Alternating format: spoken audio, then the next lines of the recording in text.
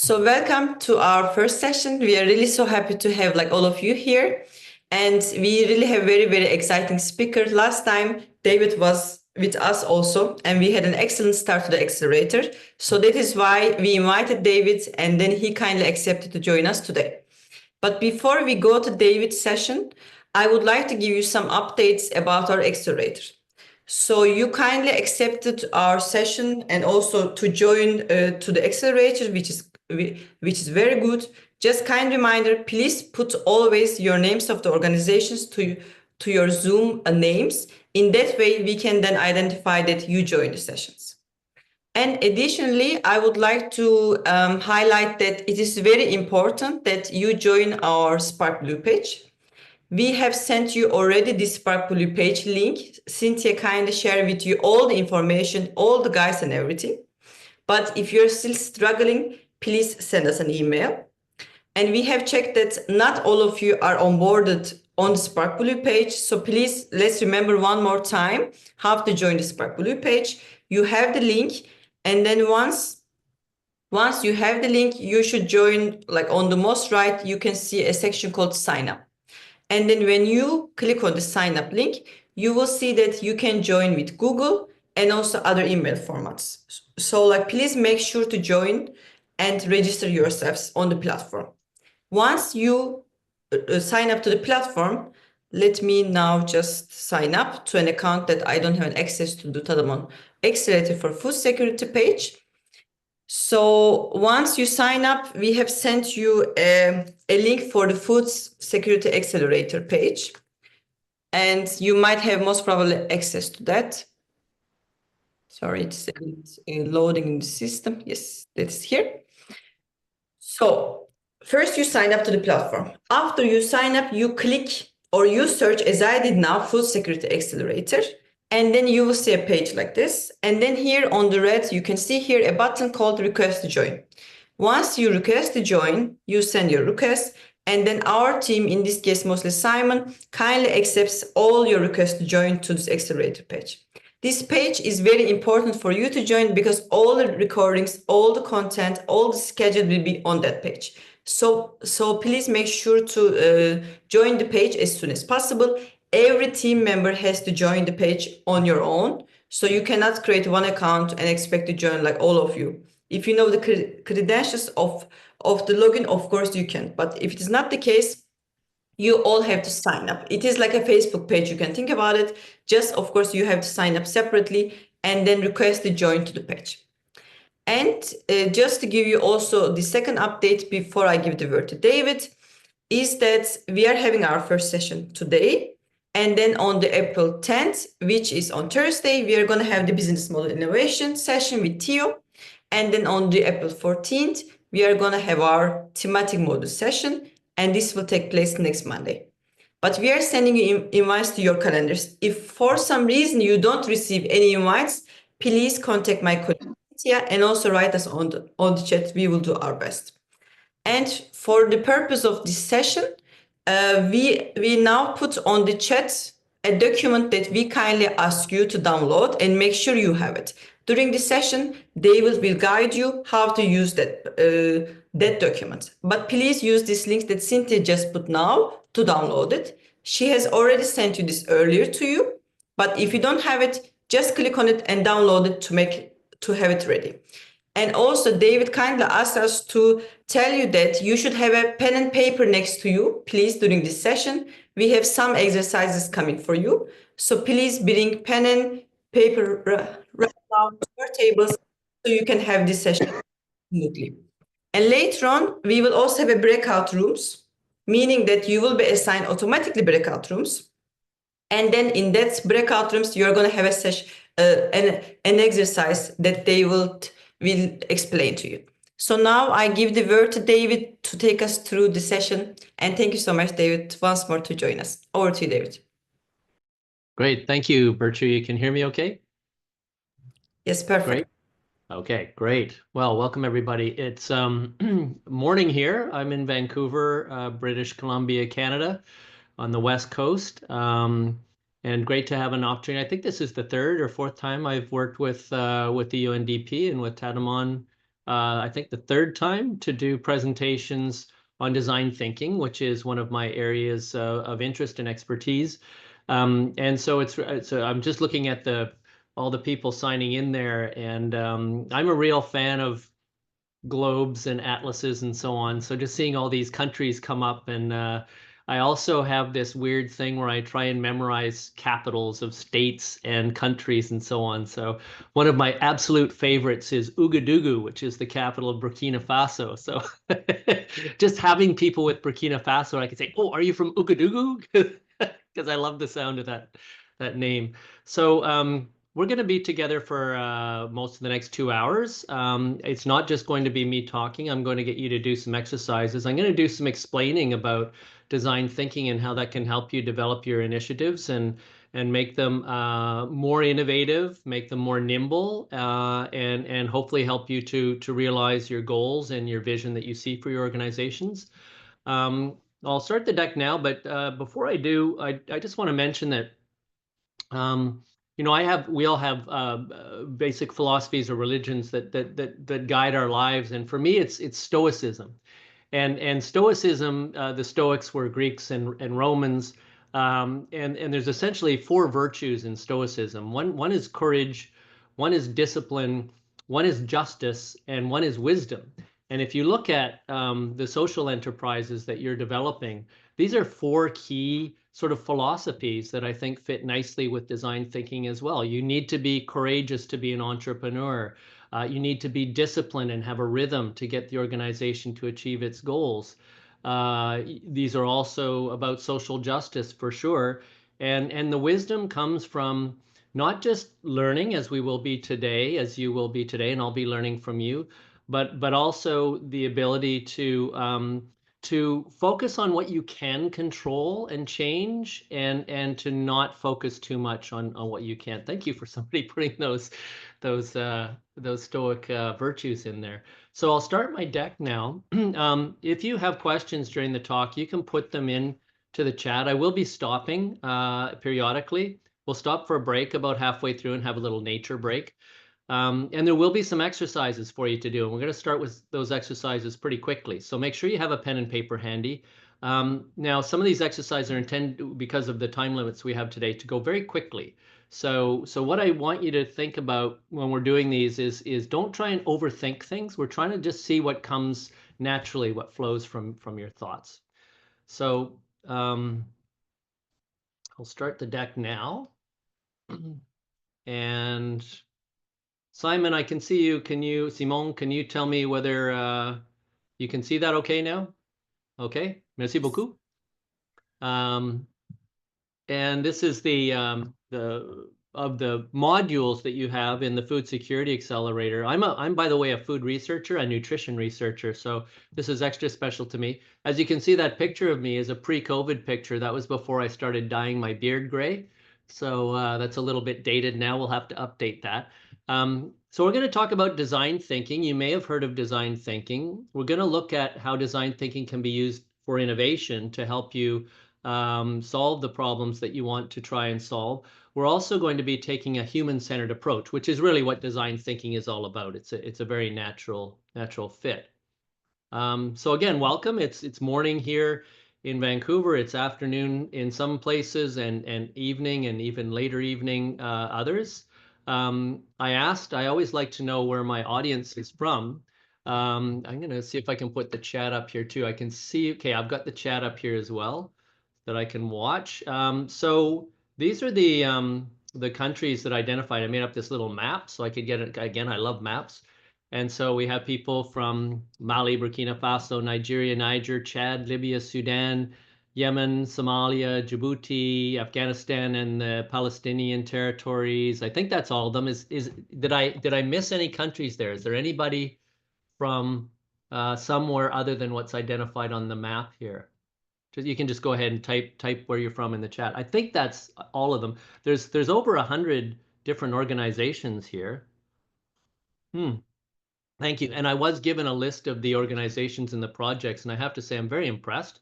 If all of these come to fruition, we'll certainly have some very positive change in the world, and in your local regions in particular.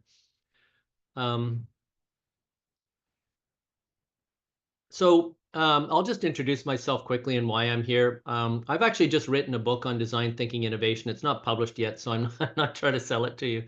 But I'm an academic. I'm a university professor. So as I said, in that role I do research on nutrition science.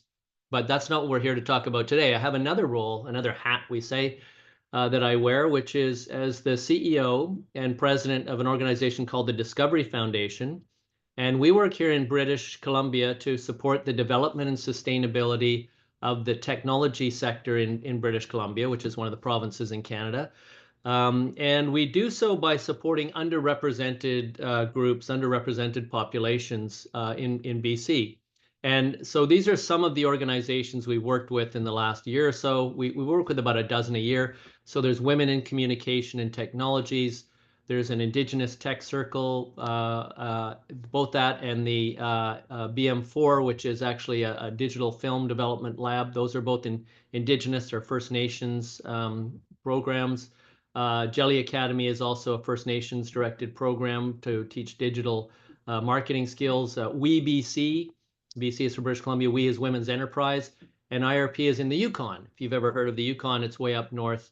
And we work all the way up into the Yukon, supporting Indigenous entrepreneurs there. So that's what we do. And so it's kind of a nice fit and a great opportunity for me to come and talk to you because you're developing similar sorts of programs in similar ways. And though you might not necessarily be as tech oriented as some of the organizations I work with, everything is tech in some way today. So it's a really nice fit. I've also, as I mentioned, I do some research. This is relating to the food security thing. So I focus on the nutritional quality of food in that food security umbrella.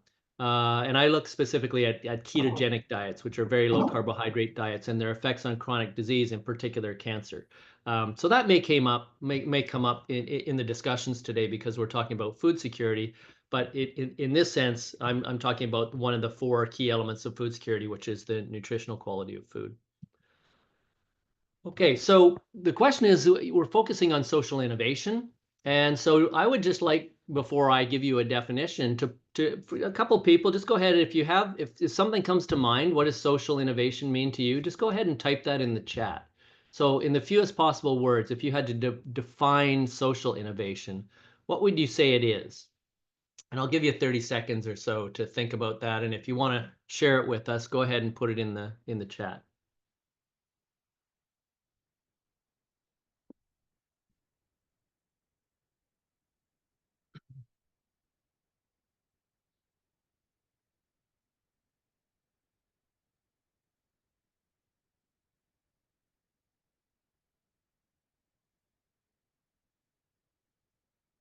Okay, some of them are coming in now.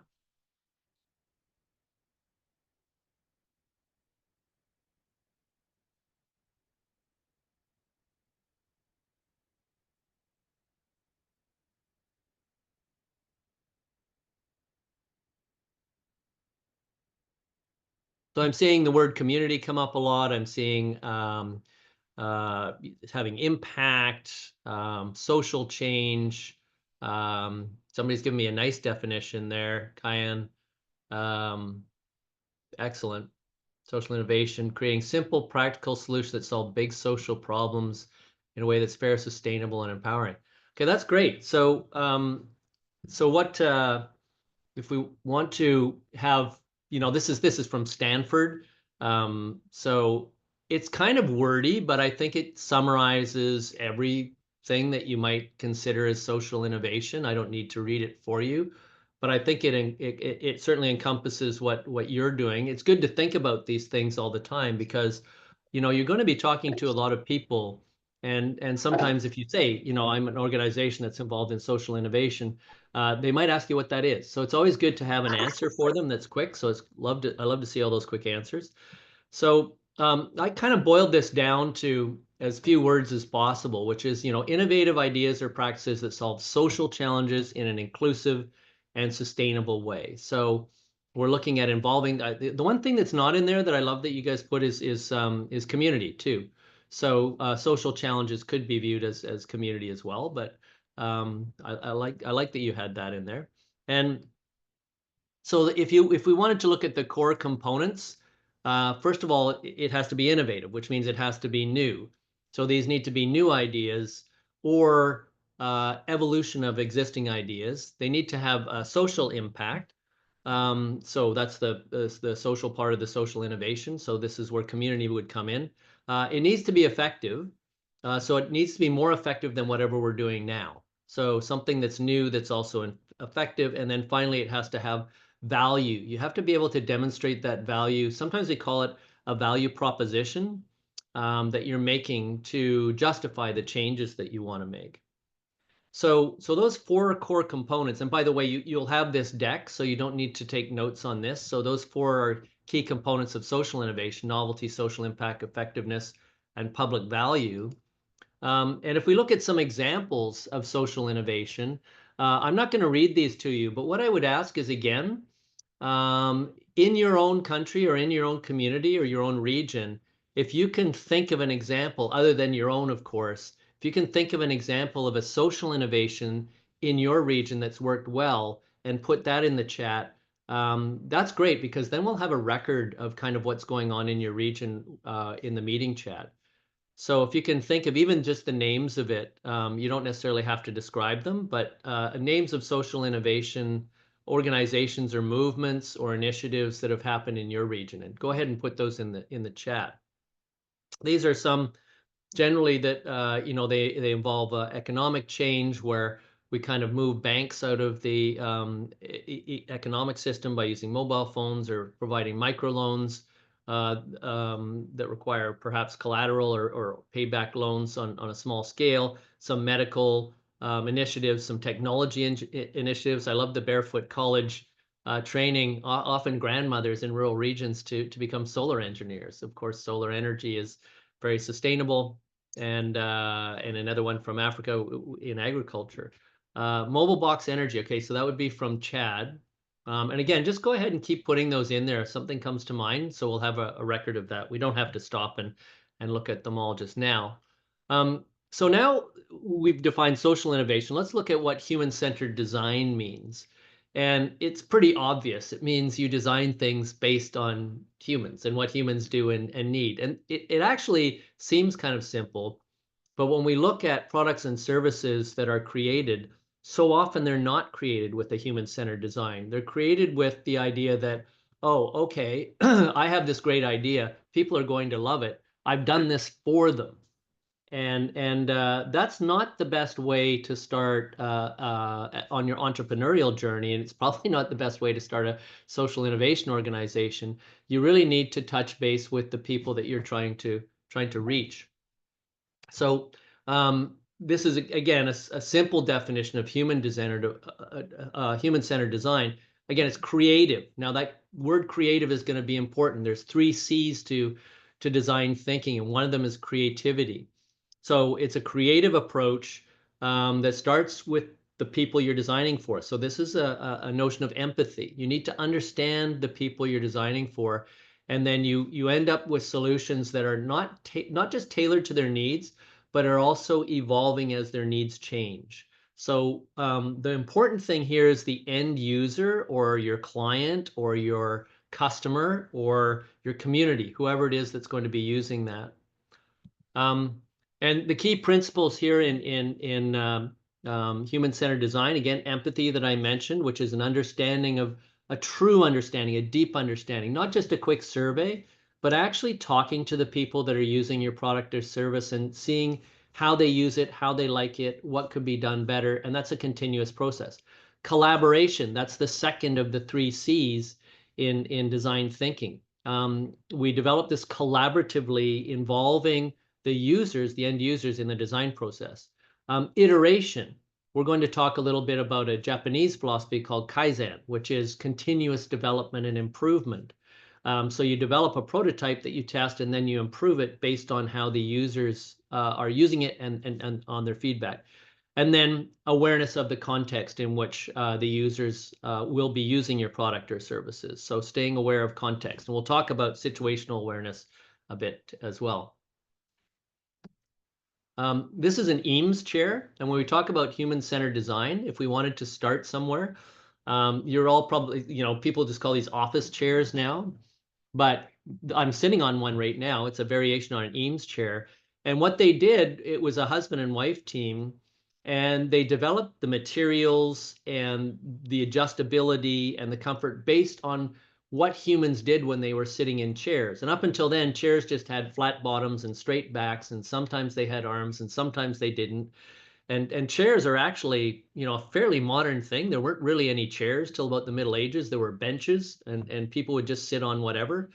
And the only people that sat on chairs a long time ago were royalty, would sit on thrones. But the idea of a chair as an important part of your environment that should be designed for you so that you can sit comfortably and make adjustments based on your own height, weight, size, and so on. And so Eames is, by the way, EAMES, the Eames chair. In the book I've written, when I start about human-centered design, when I write about that, I start with the Eames chair because it's just a great story. When we consider the ethics of human-centered design, there's key considerations on the left. These are normal, or I should say typical ethical considerations. You have to have informed consent. So you're not asking for things without telling people what you're doing with that information. If they give you personal information, how are you going to protect it? Keep it private. Respect for the end user. So treat them in a respectful, ethical way. Obviously, equity and inclusion is part of what we're talking about today. Transparency and accountability. These are one of the values of my organization, the Discovery Foundation, because it's a charity, and so transparency and accountability is important. Shared ownership, which means it's not me or you, it's us. And that's the important aspect of in ethics as well, is that it's not owned by any one person, it's owned by communities. And first, do no harm. So we don't want to ever do anything that could cause harm for people. And if it does, then we have to stop and rethink. So in red there, design with people. So you're not designing things, services, products for people and hoping they like them. You're designing them with them because you are solving a problem for them. And there are these United Nations Sustainable Development Goals, and I'd like to thank United Nations Development Program and the Islamic Bank for providing the resources so we can talk to you today. That's great. So if we went through all of your projects, we could probably cover all of these sustainable goals. I'm sure you've seen these before, but at reading through them, I saw these themes coming up again and again. So more obviously about food, about education, about equality and gender issues and reducing inequalities, about health and welfare, and about hunger and poverty and how we can address those. And of course, everybody has to eat, so food is kind of square one when we have those discussions. And so what I want to try and help you do today is in your organization is to help you create conditions for success. We want obviously all of your initiatives have very positive and important goals or a mission.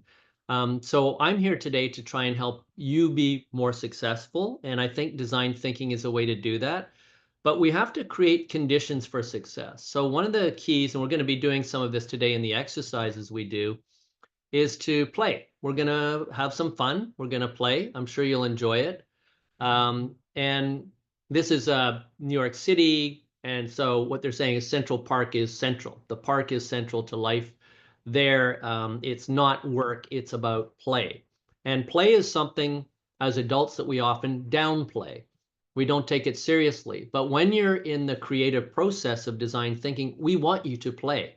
I want you to have fun. I want you to laugh. And I want you to share experience. So here's a great quote from Charles Schaefer, a famous psychologist.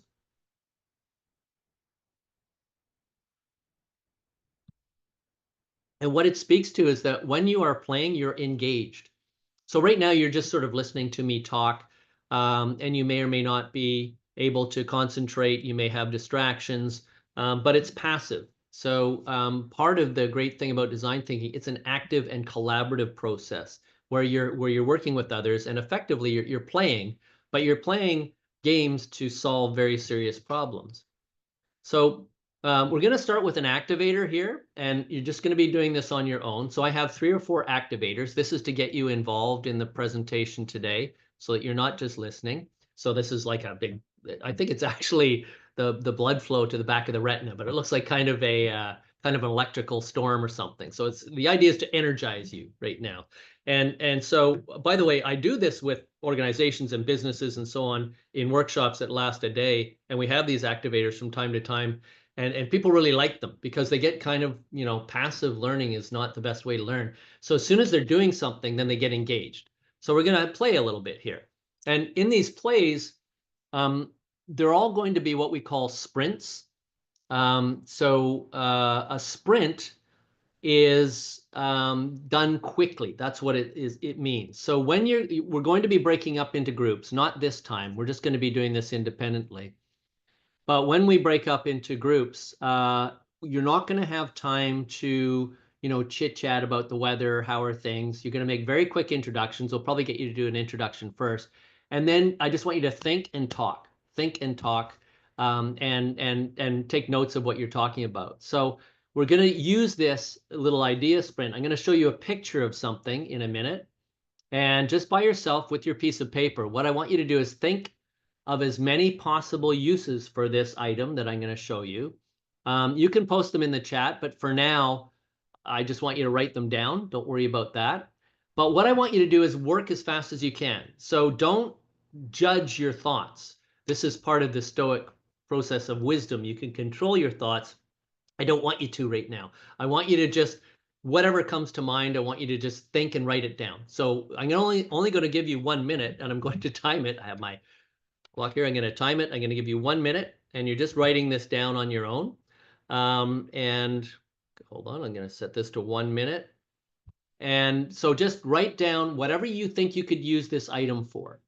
Now, you may or may not know what this item is, but some of you will, some of you might not.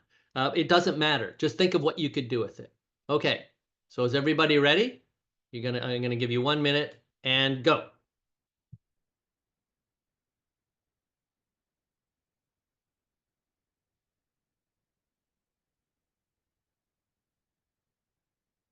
Oh, sorry.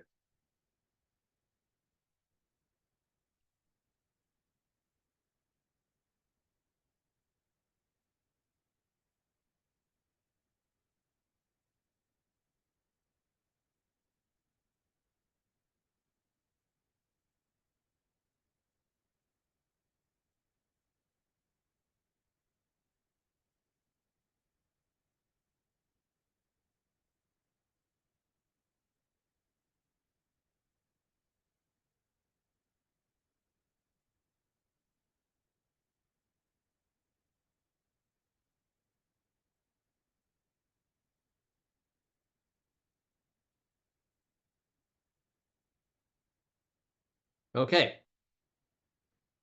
that's the end of our minute. So this has some great things coming up. So that is a yo-yo. It's a kid's toy. I'm not sure if you're all familiar with it. It kind of spins and you can do tricks with it.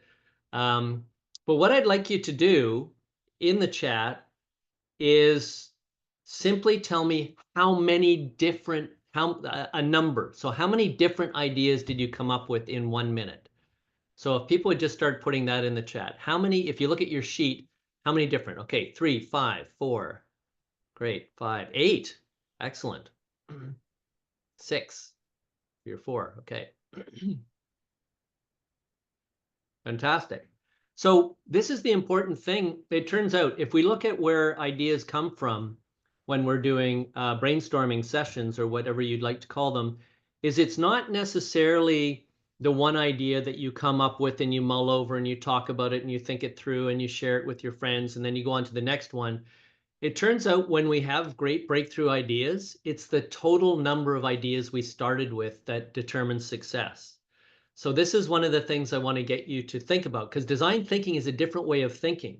So I don't want you to think about, here's an idea, I'm going to think this through and all of, I just want you to, whenever you're doing something, is come up with all the possible ideas first, and then later we work through which ones might work and might not. Because sometimes It's that crazy idea that you don't think of first, that you think of sixth or seventh, that becomes the idea that becomes reality. Like getting rockets to re-land so you can launch spaceships and things like that. It's very interesting. So usually that's pretty good. I saw some big numbers in there, but if you come up with 3 or 4 in a minute, that's great. 8 is great. So 8 tells me you're really just popping those ideas down, and that's kind of what we want you to do. So how does your organization solve problems? Now you're solving the one big problem that your organization is designed around, but then there's also problems that come up on a day-to-day basis. And the great thing about design thinking is you can use it anywhere in your life. You can use it in your personal life, your family, sports teams, community organizations, and especially in business. So business is one way to look at it. A sort of Western view of that is we solve problems, we provide solutions. So if we want to look at the solutions to problems, this is a great book. I don't have too many books to suggest here, but and you don't have to read it. The important thing, it's Niall Ferguson, The Tower and the Square, and he talks about how innovation boomed in the West in the Industrial Revolution and during the Renaissance and into the Industrial Revolution.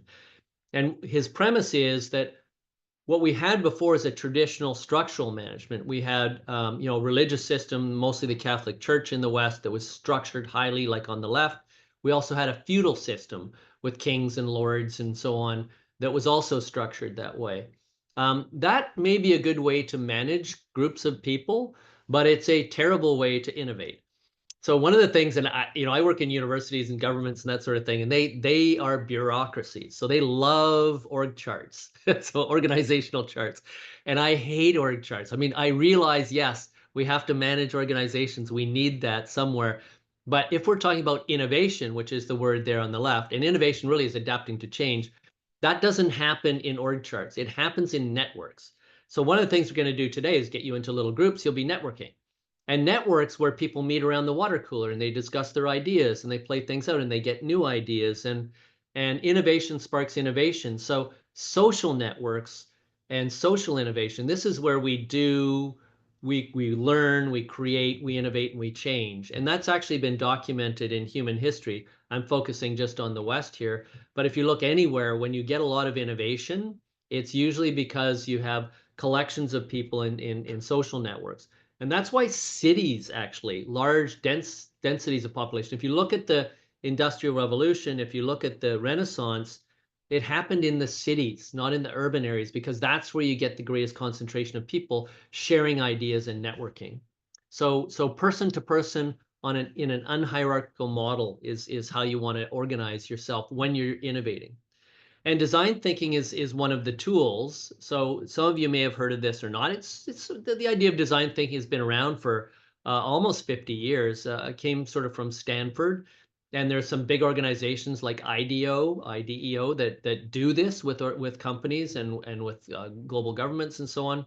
And it really is based on a very simple problem solving thing. Now, if you have a science background, it's sort of, you have a hypothesis, you design an experiment, you test it. Based on the results, you do more experiments. So for people in science, this is a very easy to understand model. Empathize is with the end user, defining what their problems are, ideating solutions to those problems, developing prototypes to test whether your solution is actually solving their problem. And then the only thing I don't like about this comes from Stanford actually, is that it's not circular. And I like circles and I like round things rather than square things. And so I've sort of redesigned design thinking into the design thinking canvas that I've given you, design thinking innovation canvas. So why would we use design thinking? Well, it emphasizes the end user or the community or whoever your customer client is. So that's the important thing. We're thinking from their perspective first, all the time, everything we do. It is inclusive and it is collaborative. So built on that model of a networked environment, we want people working and talking with one another. We want everybody to be able to share their ideas, because often it's the person that is maybe a little more shy or a little less confident speaking in public or in front of other people that have the best ideas. So we have to develop these ways of getting everybody's ideas on the table.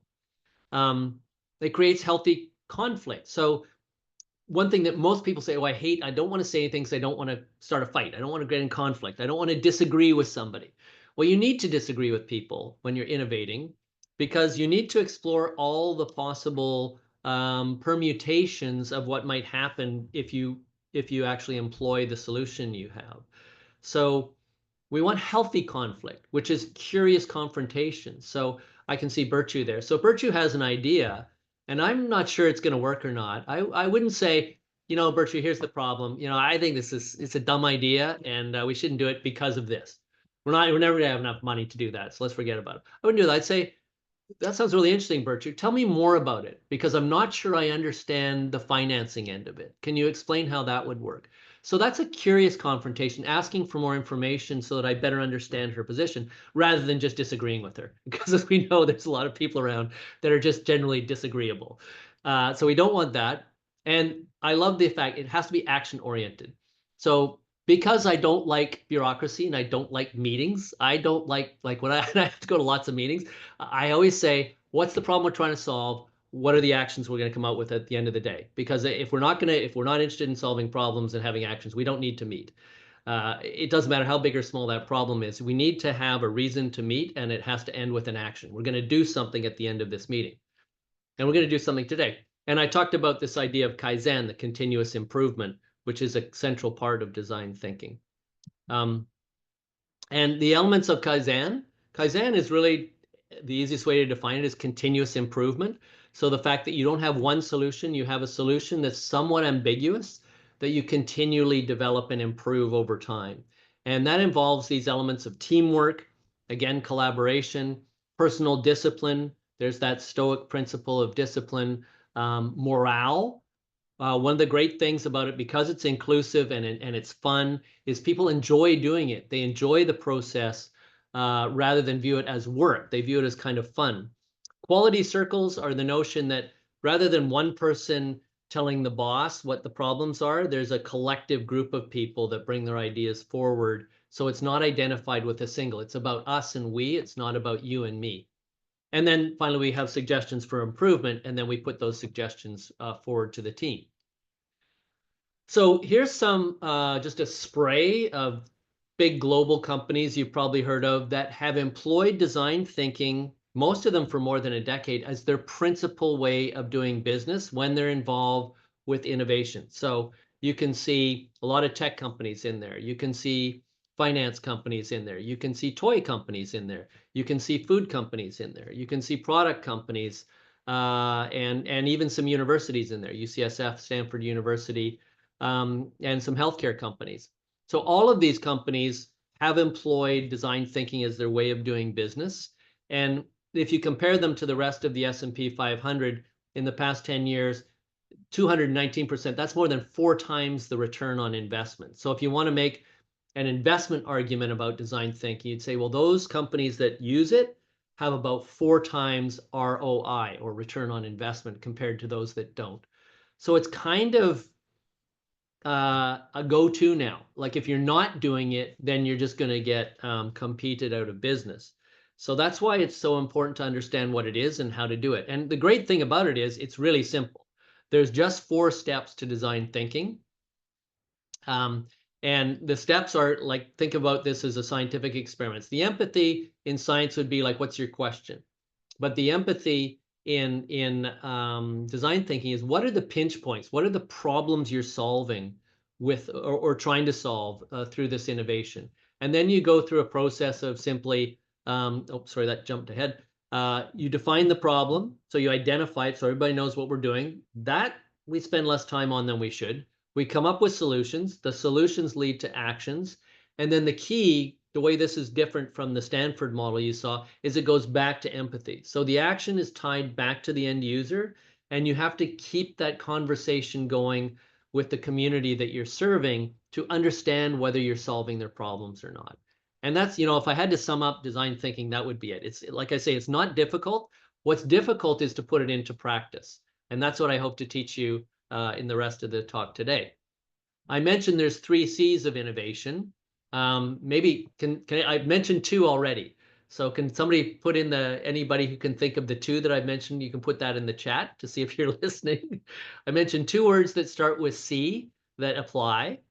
I think I have to scroll down a bit to get to the last one. So I mentioned two words that start with C that apply to design thinking. Can anyone remember what they are? Creativity, excellent. And the other one, community, yes, or collaboration. I said that change is also a good one too, but that's not change is what you're trying to adapt to. That's what it is. Creativity, community. The other one is actually collaboration. So I put that in the middle of the model. Curiosity, creativity, and collaboration. So creativity is key because you need to develop ideas that solve these problems by thinking creatively about it. And we're going to do an exercise to help you understand how that works. Collaboration. I always like to say that invention might start with an individual, but innovation happens in communities or groups or collectives. So you need collaboration, and it starts with curiosity. And all of you, when you started your organization, started with curiosity because you said, I wonder if there's a better way to do this. I wonder if there's a way to look at this and make it better. And that is the key. Customer culture, competence, those work as well too. But in the process, that's more the customer culture competence is more of a business application. This that I'm showing you, these three C's are the three C's that are involved in the thinking of design thinking. So we need to be curious, always asking questions, always looking around at everything in your life and thinking, how could we do this better? How could we do this so it helps more people, so that it costs less, so that it solves more problems for more people? And then the creativity and collaboration come up in that process. So design thinking innovation is applying design thinking to the innovative process. What I've been writing on, and I'll let Tadamon know when the book's out. I still haven't sorted that part out yet, but I finished the draft of it. And design thinking is simply a platform. So here we have a train station. Trains are coming and going to a platform. So think of it as ideas coming and going, but they have to start somewhere and go somewhere. So it's just one of a number of different kinds of platforms you can use for innovation. And some of the others are simulations. They do business simulations, for example, in Harvard Business School a lot. That's how people learn. But simulations to me are better for learning how to be collaborative and how to work through situations that you might not think of. Narratives are storytelling. So when you're doing your pitch, I know you guys are doing pitches, and by the way, I'm happy to help if some of what I say resonates with some of you. You can get in touch with me, and I'm happy to have a look at your deck before you present it. But a narrative is a story, and stories have a storyline to them, and that's another way to view your business or initiative. Is here's this person with this problem, here's what happened, here's the team we brought together, here's the solution, and here's them having a happy ending at the end of the story because their problem has been solved. Design thinking is just one of these other processes. It's a tool that can be used for innovation. I believe it's the most effective tool. And what I've given you that's been distributed is this simple design thinking canvas. It's based on the business canvas model, which I think you're going to be introduced to in a later session. But there's 4 key elements: the empathy with the end user, and then you define the problem, ideate solutions, and come up with actions. And you'll see those arrows go back and forth. So we're always tying the previous process to the next one. And central is the value proposition. So some of you might know of Simon Sinek, who talks about why. People don't buy what you do, they buy why you do it. And that's your value proposition, what you're offering your end users. The how is how are we going to solve the problem, bottom right, and the what is it we're actually going to do. So if you want to put this in a Simon Sinek sort of dartboard model, if you're familiar with that, the value proposition is central here, and the how and the what are the ideas and the actions. So here's the challenges that we came up with talking with the team at Tadamon.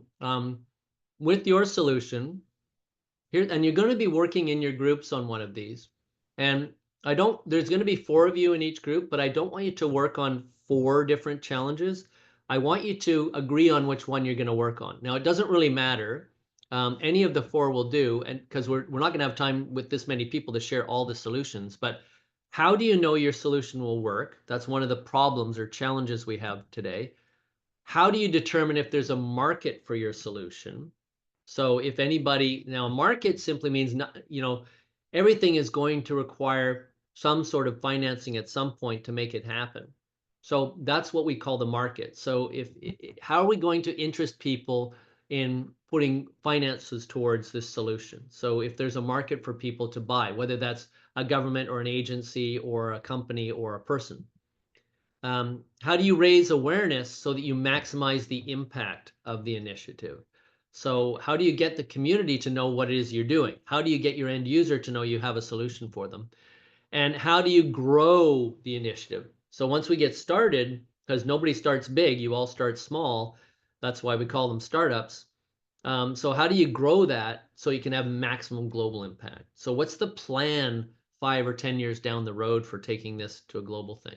So I'm going to present this to you again. You can think about this for now. If there's one that resonates particularly with you when you get in your groups, you could suggest that you'd like to work on that one. But think about which of the four you would like to do. And as I said, this isn't the last time that you will see them. So a value proposition, that's at the center of the thing. It's really, first of all, identifying who the customer, end user, community is that's going to be using it. So who is it for? The problem is, what is the problem you're trying to solve? This is the value proposition. The unique benefits, what's the core benefit you can provide to the end user? And then the differentiation, or how is this different from what everybody else is doing? So what are you doing different or better? We call this a competitive advantage. So even though you're social innovations, you're still in competition with other social innovative organizations for those resources that are going to make your ideas realities. So that you always are in a competitive environment to some degree. Healthy competition, not aggressive competition, but still you want to say, this is the solution we think will work best, and be able to relate that. So this comes down, we call this an elevator speech. So if someone says, oh, Discovery Foundation, what do you do? Well, we support the development and sustainability of the tech sector in BC, and we do so with a particular focus on inclusion and diversity. That took about 10 seconds. So that's my elevator speech, because you have to be able to, because that's your, it's the idea that you only have a few seconds to capture somebody's attention. And so you need to have, when you're doing your pitches, you need to be able to say, and I would say it right off the start, here's what we do, okay? Who's the customer? What problem are you solving? What benefit will be to them? How is your solution better? And be able to do that in 10 seconds. So that's a huge challenge. That's just part of the value proposition. We're not going to work on that today, but that one, by the way, isn't in the deck. So Virtue, I can probably just send you that slide if you want, if people need it. It's easy enough to find. So here's the steps. We're going to start with empathy. And empathy, there's the curiosity part of it. I'm going to explain. Oh, thank you for doing that, Cynthia. There we go. It's in the chat. You guys are so helpful. This is wonderful. So again, you can have a quick look at that while I have a sip of my tea. By the way, my tea has full fat cream in it, because that's what keto people do. We eat lots of fat. So it's a circular thing, starting in the top left with empathy and identifying the problem to the right, really understanding the problem, because you can't really come up with good solutions or else those solutions won't fit the problem, and then coming up with appropriate actions. And we'll be going through each of these in detail. So first, with empathy, we need to talk about situational awareness, identifying what those problems are or pinch points are in your community or for your end user, and then identifying also opportunities or ideas that might be there. So often it's the end user would say, I really have trouble getting ketchup out of the ketchup bottle. There's got to be a better way to do this. Isn't there some way we could ... And that's your opportunity. So often it's the end user that will suggest to you the path to take. And so let's look at situational awareness. Situational awareness is really being more and more aware of everything that's going around you all the time, or being present. So, in a meditative state or whatever, you want to be present now, but also be aware of what's going on around you. And that's where you see problems and you also find solutions. So, again, going into the chat, if you think of a job or a career or a duty or a service that demands good situational awareness, go ahead and put in the chat. What do you think would be a job where you really, really have to be aware of what's going on? And just go ahead, whatever ideas come to mind, throw those in the chat.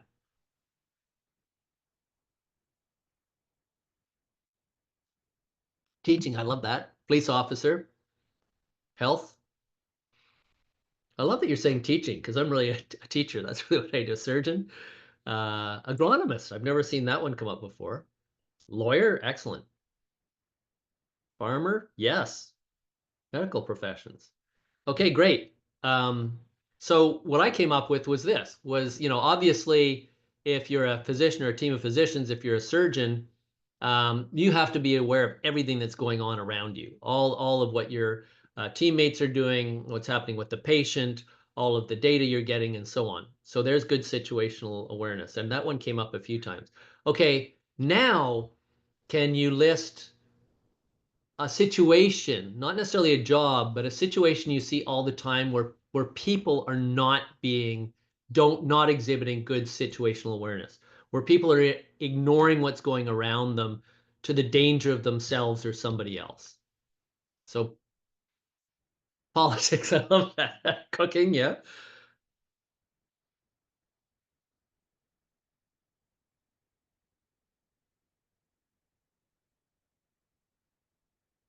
Police officers. Well, I hope not for police officers. Climate change is a good example. Yeah.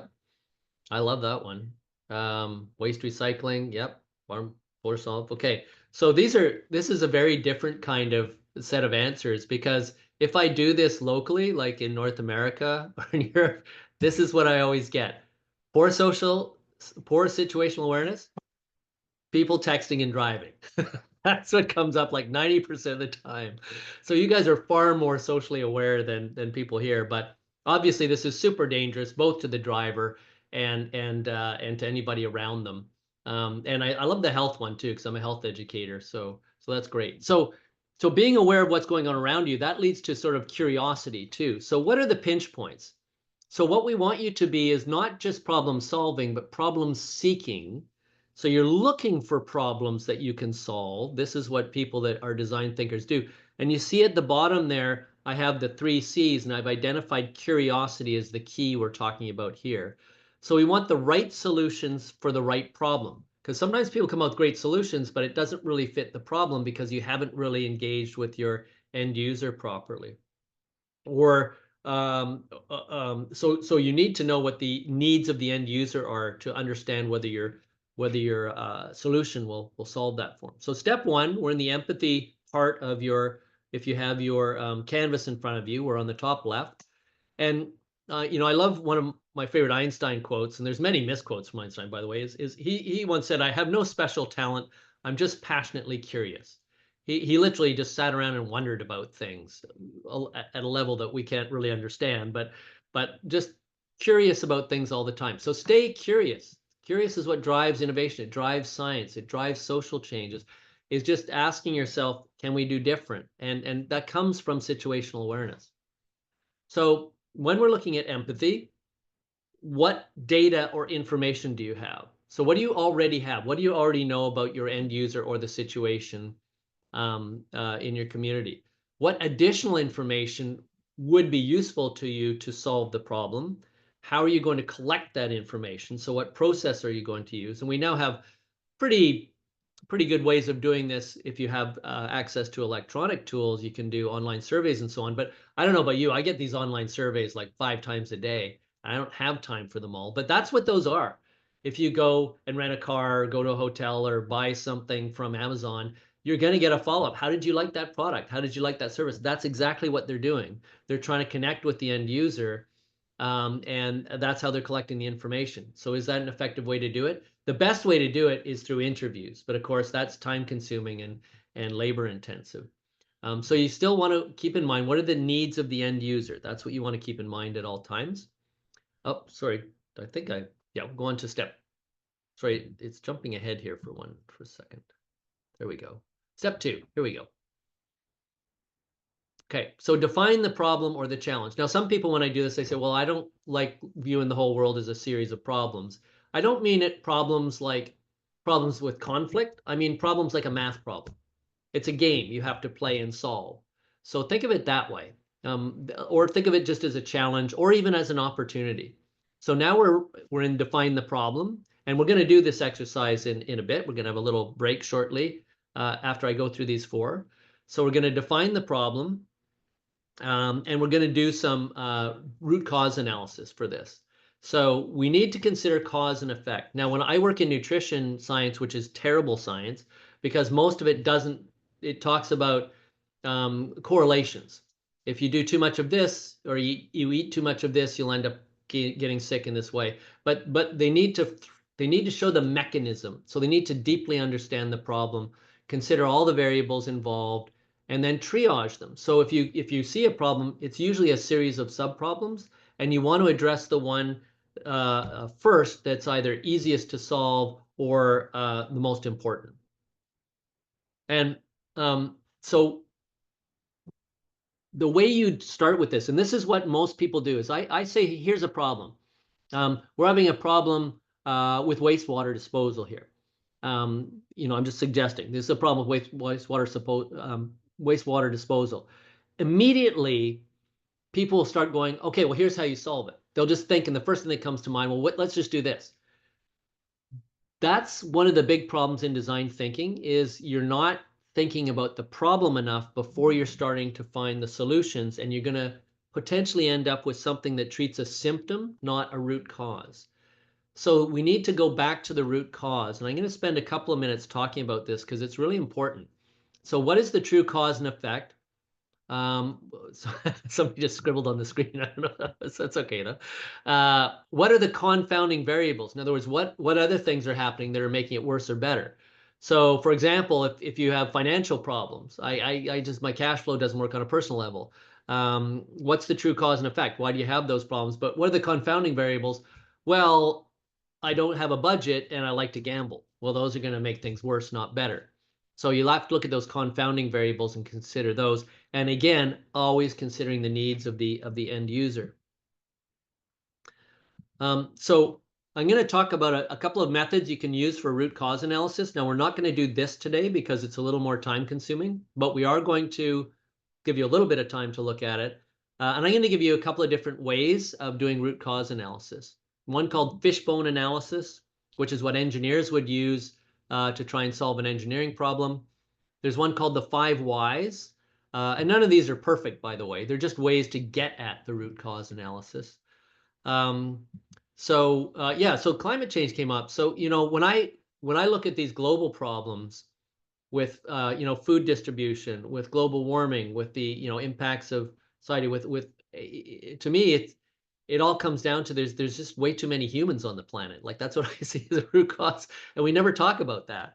That the planet. I'm a biologist in the background. The planet's carrying capacity. We're way over that. So how we deal with so many humans is really the root cause of a lot of problems. So a design thinking collaborative approach is what we're going to be focusing on later today. But I just want to give you an example of the first two. So here's a fishbone analysis. So you have the problem at the right. And then all of the elements, see, that's supposed to be like the spine of the fish, and then these are all the little bones going into it, the ribs, if you like.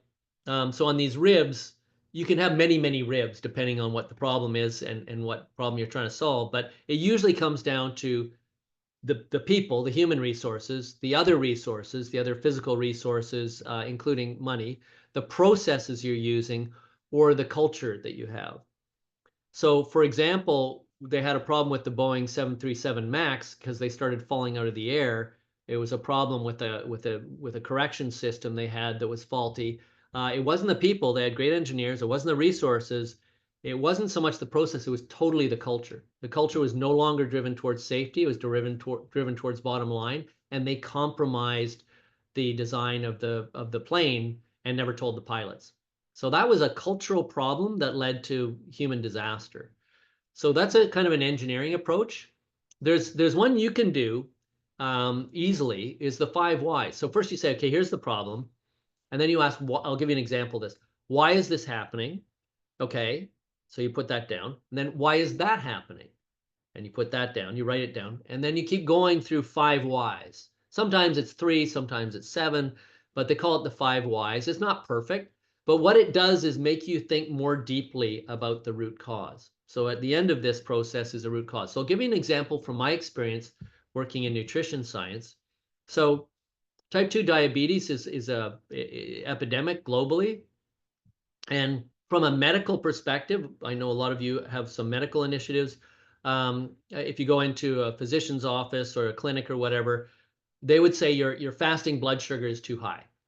That's how they define it. It's just completely arbitrary. The number is 7, and if it's above 7, you're diabetic. If it's below, you're not. But they just say your blood sugar is too high. So the solution then is, well, let's just simply lower your blood sugar. And then we solve the problem, right? So we have good drugs. We have metformin, which is a generic drug that's been around a while. Insulin, which is actually a Canadian discovery, which also helps with diabetes. So there, problem solved. Your blood sugar is too high. We can lower your blood sugar. Okay, but that's not addressing the root cause. And the problem is then what you're doing is you're not curing people, you're managing a disease that's going to progress. So diabetes is a progressive disease that doesn't end well, and people have 7 to 8 years lower lifespan, and they end up with blindness and losing toes and limbs through amputation and cardiovascular disease and cancer also relate. So people are still going to get sick from diabetes, even though you're controlling the symptom. So here's where you're not addressing the root cause, but this is what our medical system does. Oh, the fish diagram. We're going to come back to the fish diagram again because we're going to show you how you can use that for an action. Justifying it is, that is the process that's used in an engineering thing. So for example, in that 737 MAX, why did the plane fall out of the air? They look at all the components that go into that, all the human resource components, the parts and the technologies. They look at the processes they use and so on. And then they look at the culture at Boeing, which was the problem, it turned out, in the end. I'm not saying they solved that yet, but I think they know what the problem is. So if we now look at this diabetes example, your blood sugar is too high, and we use the 5 whys. Why is that happening? Well, you become insulin resistant. I don't have time to explain what that is today, but the insulin you're releasing isn't having the effect it should. Oh, why are you insulin resistant? Well, because you've been producing too much of it, and the cells are becoming insensitive to it because your insulin levels are so high for so long. Oh, why is that happening? Well, because when you eat carbohydrate, you secrete insulin. You're eating a lot of carbohydrate, which, by the way, in the West is what we tell people to do. Eat lots of carbohydrate. Okay, why are we doing that? Because we're telling people to do that, and they're doing what we tell them to. Those are the dietary recommendations. So the solution then, this is again from my personal perspective, is a ketogenic diet where you take the carbohydrate out. And when we do that, we have very good, sorry. There we are. We can reverse the disease completely. In other words, people that have been diabetic type 2 for decades, we can, in about 3/5 of cases, we can actually reverse that diabetes just by removing carbohydrate from the diet, because we're addressing the root cause of the problem. And I'm trying to address the root cause of these dietary recommendations, but it's a slow process because I'm barking up against bureaucracy. So we need to also evaluate the problems as to whether they're such a small problem, like you should solve small problems, like the printer is out of paper. Well, I'll put more paper into it. So if it's not worth anybody's time, we don't want to spend a lot of time with that. And we don't want to try and solve problems that are too big. So you can't, the adage we use is you can't boil an egg, or you don't want to boil an egg, and you don't want to boil the oceans. It has to be somewhere in between. So it's got to be a reasonable objective that you think and it can seem unsolvable, but as long as it's reasonable and you think it's possible, that's where you want to focus your attention. So don't waste your time solving problems that are too small, and don't try and solve problems that you can't solve. So it goes from easiest to most challenging in this reasonable framework. Okay, so we'll take a little nature break for 5 minutes. Let's do 4 minutes because I've got it at 9:06 my time. So we'll take a little nature break. I'm just going to refill my tea and come right back. And then we're going to get into these exercises where you're going to be working together. So again, you want to be working, I'll give you lots of introduction to it, but you want to be working fast and sharing ideas quickly. So we'll take a short break for 4 minutes and then I'll see you back here. I'll just leave this up for now. Perfect. Thank you so much, David. So we are gonna meet at 6:10, okay? So I also Yep. wrote on the chat, so everyone is aware. See you very soon. Okay.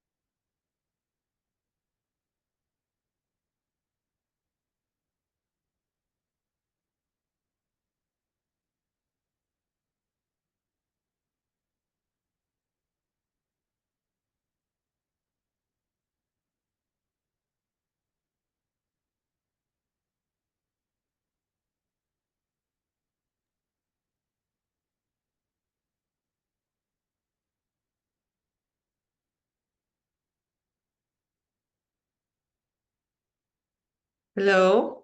I can see far off organization road. Yes, we will send you the recordings. Of course, after each session, we are going to send you the recordings. And I'm happy that you also liked David's session. Last time we had David, it was also very productive and everyone enjoyed it. So like we made sure to invite him again. And thank you so much, David, again for all your inputs. I just love doing this. It's just such a great opportunity to talk to folks. This is the part I like best, where you guys get to do some stuff, and then we'll share some of that. And we are going to do the breakout groups soon. So I think we have, how many people do we have? 130 odd. Wow. So I don't know if we have the capacity, but ideally you'd want to have no more than 4 people in the breakout rooms. If we have to do 5, we'll let the tech people sort that out. So I'll ask Cynthia to figure that one out for us. So get ready to participate. Again, here's the challenges of the problems. So I'll put these up slowly one at a time. And I'd like you to think about your organization. You're going to be working with 3 other people. You're going to be working on one of these questions. We can probably put them in the chat again if we need to. Maybe Cynthia, you can copy that when I finish this, but just before we go to break so that it's there in the chat. How do we determine if there's a significant market? How do we raise awareness? And how do we grow? So it depends on where you are in your business development journey. However, it doesn't really matter either. Even if you're not at the point where you're thinking about growing globally and somebody else is, being in a group with that person, that's part of the networking experience. That's where you learn from one another, which is how you learn quickly. So in your groups, we're going to discuss the root cause you've identified. So you want to think about the problem and the root cause of that problem. And now we're doing this as in a group of people that probably don't know each other and aren't in the same organization. But these rules are if you were in the same organization. So your group is now using design thinking, and you would actually do this breakout group in groups of 4, 3 or 4 is best. So everybody contributes. So somebody has to time it to make sure we're on time. Somebody has to record it. Somebody has to monitor it. So these are going to be little 5-minute breakout sessions. We'll do 3 of them. And so somebody's timing it, and we're going to shut those, I think the groups there'll be a little timer that counts down for you. Somebody needs to record your ideas, and the monitoring is everybody has to be sure that everybody's had a chance to participate. And we only have 5 minutes. So you only have a little bit of time to share your ideas. So be concise and make sure everybody contributes. If it's a group that has a hierarchy, the senior person cannot start the conversation because then everybody will just want to agree with what they say. So you have to kind of step out of your role. So if you are taking this back to your organization, the senior person can't start any of these sprints. And if there's more than one problem you come up with that you want to solve, then triage it, which is the one that the group of you would like to do. So at the end of this discussion of one of those 4 things, you want to come up with one problem that you're trying to solve. You don't necessarily have to share that with me, but you're going to be working in that same group. So so make sure that by the end of 5 minutes, addressing one of those 4 things, you've done the 5 whys or fishbone or whatever you've done to try and identify what the problem is that you can all agree on. So again, these are the challenges.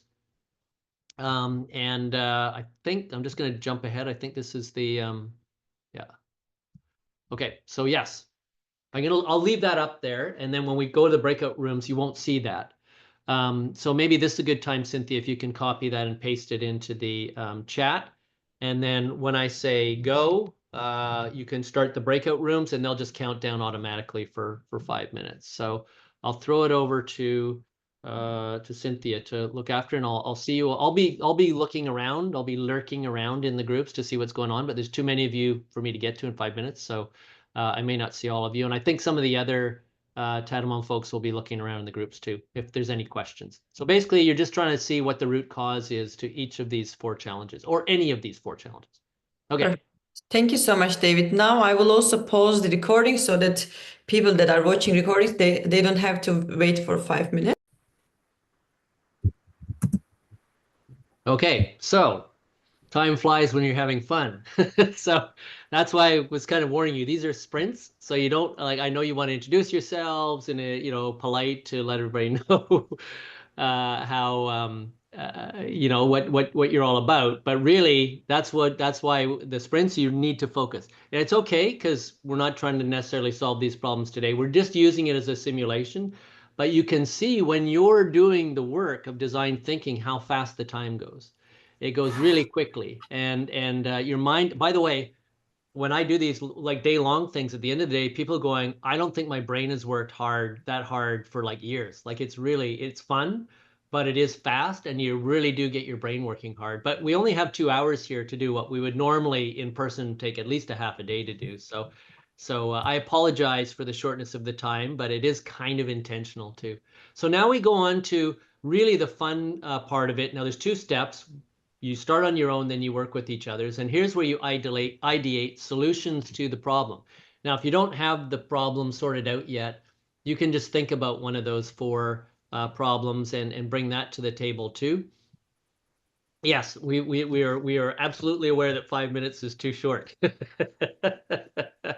So, but that is intentional. It's just the only way we could do it and make it work in a couple of hours because there are people in Afghanistan that have joined us where it's getting quite late. So we're going to do this individually first and then in groups, and I'll show you some tools you can use for ideating the solution. So you're going to think about now not the problem, but the solutions to the problems. And the important thing here, the most important thing here, is that you need to think creatively, but you also need to think expansively. So as soon as you have an idea about a solution, don't immediately discount it if you don't think it's going to work, because remember, it's the number of ideas that matter. So here's a little activator just to get our creative spirits going. When you do come up with those great ideas, for example, the idea for the organization you've started now, in that, or any other amazing, like when you have that, oh, this is $1 million idea. When you have these great ideas that come to you, where are you and what are you doing when you come up with your most creative ideas? Your most creative ideas. So go ahead and put that in the chat. I love to see the answers to this one.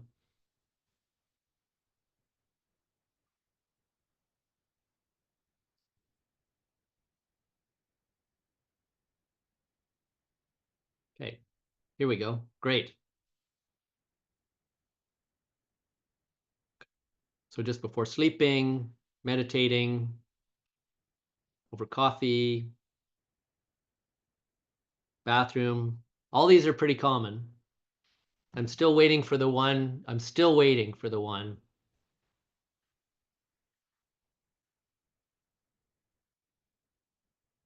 By the way, I meditate every morning too. I start my day with an hour of meditation and stretching and so on. I think it's very healthy.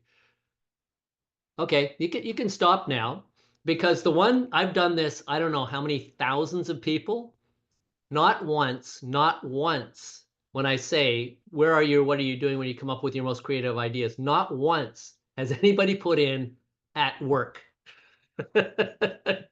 So when you're in your workplace, this is the idea about the network versus the hierarchy. Workplaces are not where you come up with creative ideas. Many of the great thinkers, including the Stoics and Einstein and so on, they would just go for a walk in nature. And that's what I would suggest. Just get out of your office, get with other people if you're working together, but if you're doing this on your own. So if we were doing this in a workshop, I would say go for a walk, get out of here, go away for 10 minutes, think about it, walk around, get some fresh air, and then come back. Because it's easy to share ideas and work collaboratively at work, but you don't come up with your best ideas at work. So think about that for a little bit and think about your workplace too, especially if you're the CEO.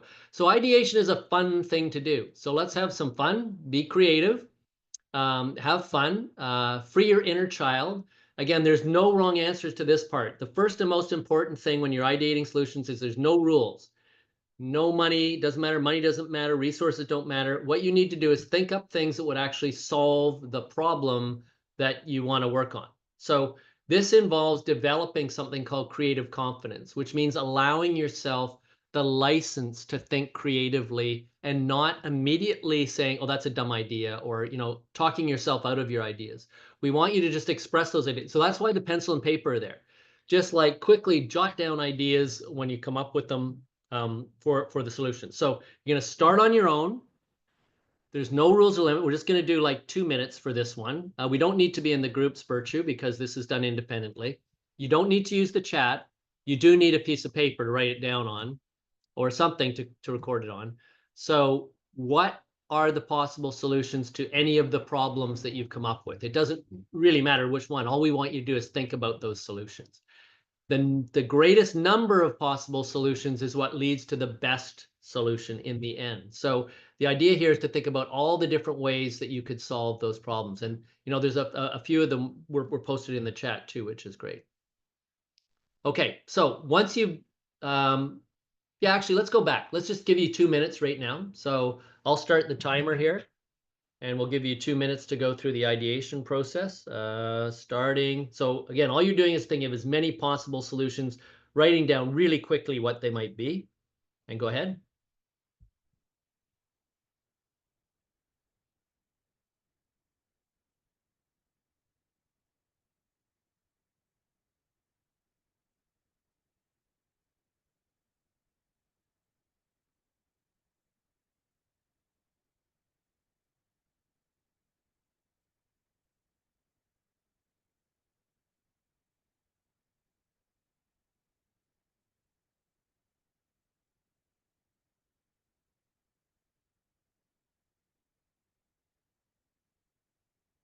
You can do any problem you'd like to, but hopefully it was one of the problems that you were discussing in your groups, because that's where you're going to be going. You're going to be going back to your groups in a bit.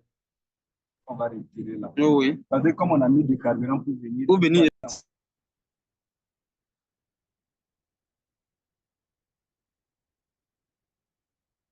Okay, you got 1 minute left to come up with ideas. They don't have to be refined ideas, just crazy ideas is great.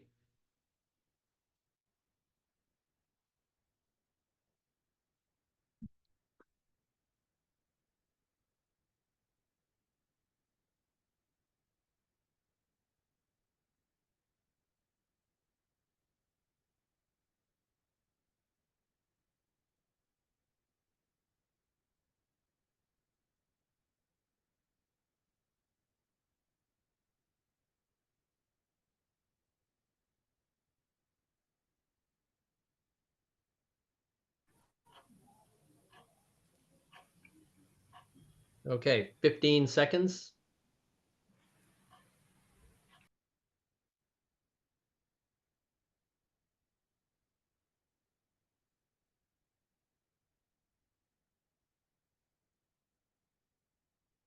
Okay, and we can stop there.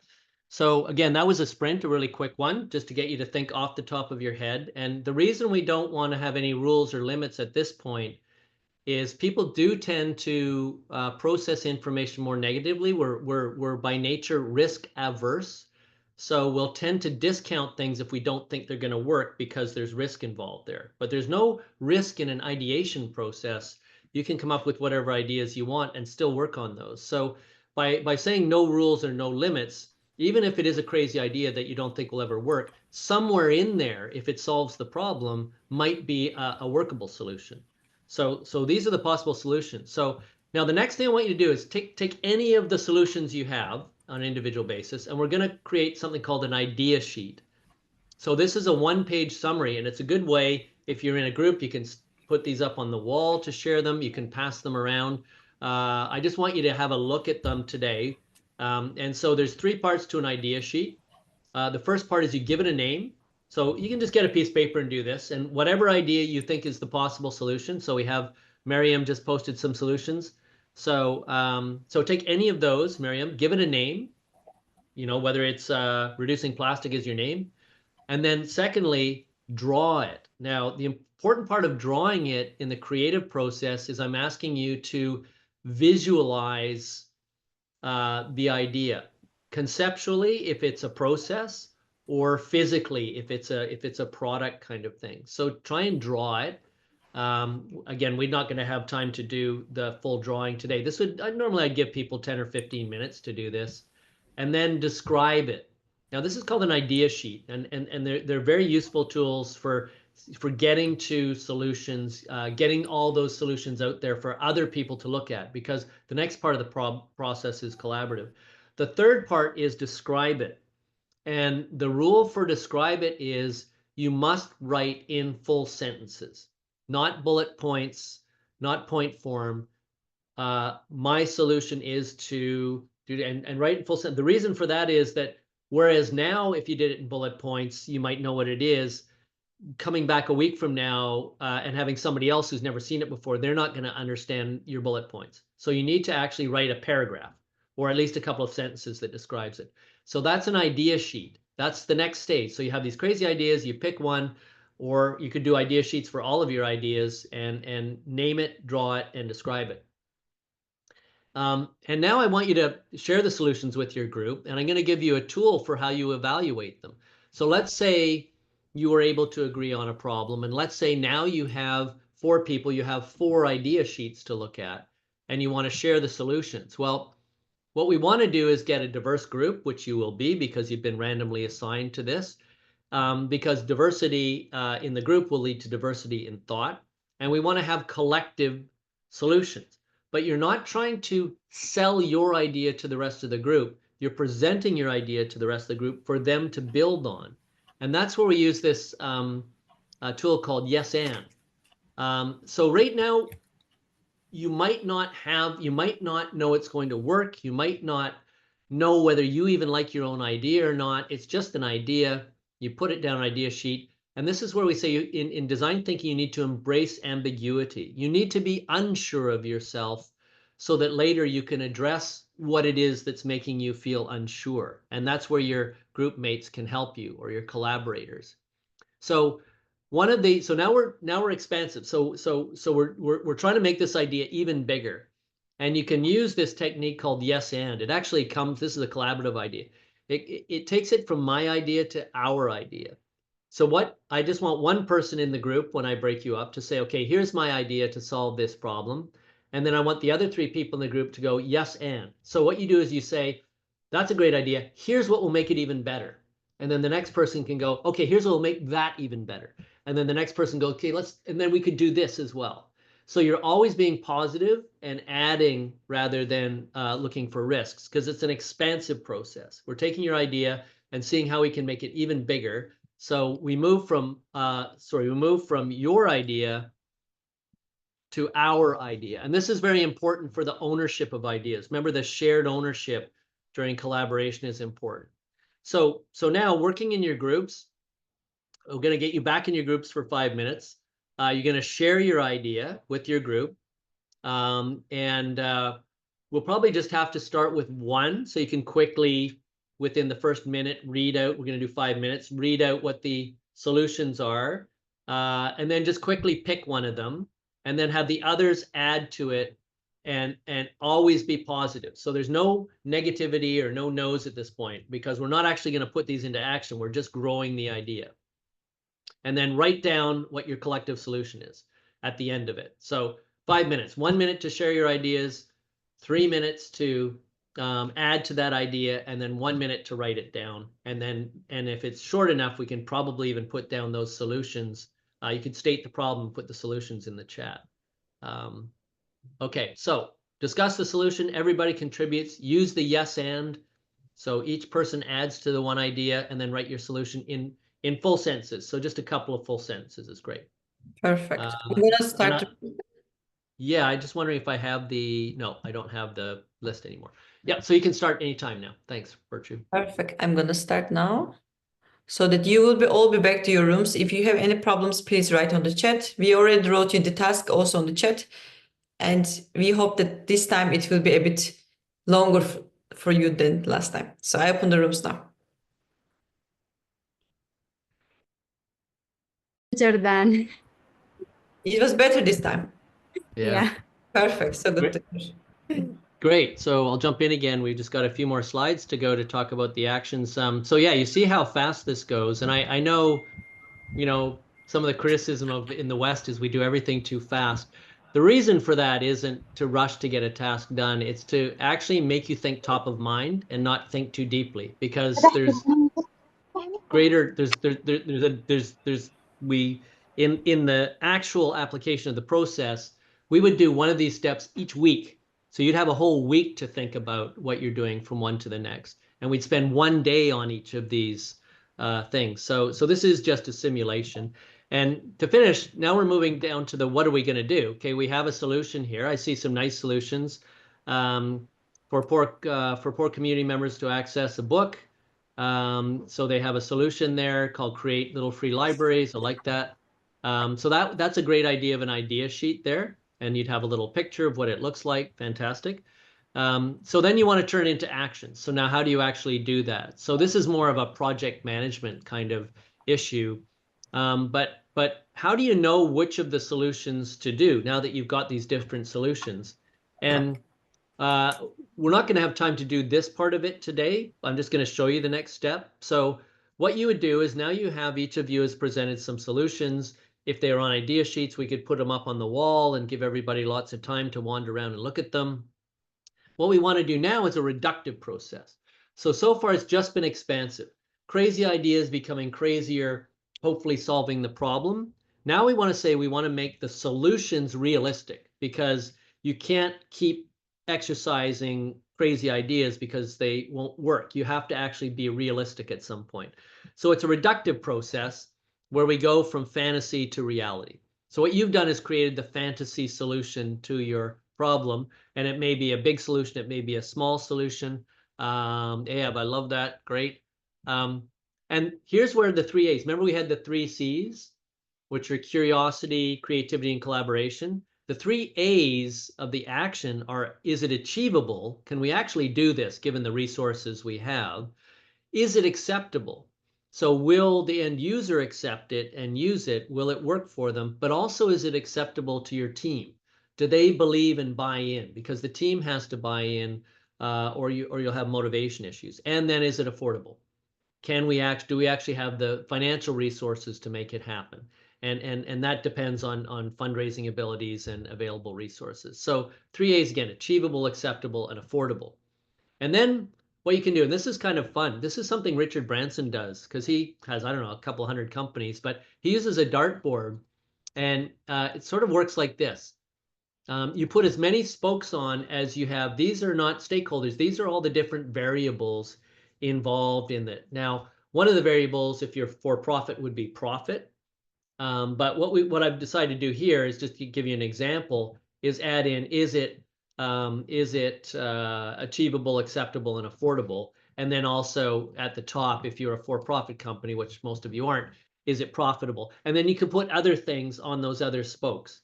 And then what you do is you rank them, and you, on the outside, if it's okay idea, if it's maybe going to make money, if it's a good idea, it's really going to make money, or it's going to make a lot of money, it's going to be very profitable. Is it achievable? Maybe, probably, definitely. Is it acceptable? Again, maybe, probably, definitely. And then what you do, you put those dots on each of the spokes here, and each person does this with each idea. And then you just make a little, it's called a spider map. You connect the dots together, and the smaller it is, the closer it is to the target, the better the idea is. So everybody does this with everybody else's ideas, which are now our ideas, not my idea. And then you all go through this process, and then you can just collectively compare and say, okay, of all the groups, all these expansive ideas, the one we all agree has the smallest area on here and the most likelihood of success, that's the idea. And that's how you pick your winner ideas. It's a really quick and easy way to get started. So smaller is better in this case. So in this case, everybody contributes. You use the dartboard, and then when you come up with the action that works best to solve that problem, again, write that action out. And that's why there's space on that. When I do this with groups with the canvas, we use a big, huge canvas, as big as we can. So they actually write all that stuff on the canvas, and then they have it all in one place. And they can post that, on the wall wherever they have their meetings or whatnot, so people can go back and look at it and see it. So again, we don't have a problem to do this particular breakout today, but that's the one tool you can use. There are other tools, is the dartboard tool. And then to put it into action, here's where I come back to the fishbone. You can actually use the fishbone in reverse. Instead of addressing a problem, you use it as creating the action to solve the problem. So who are the people? What are the skills they're going to need? What other physical and financial resources are we going to have? What are the processes or the steps? Again, this is project management.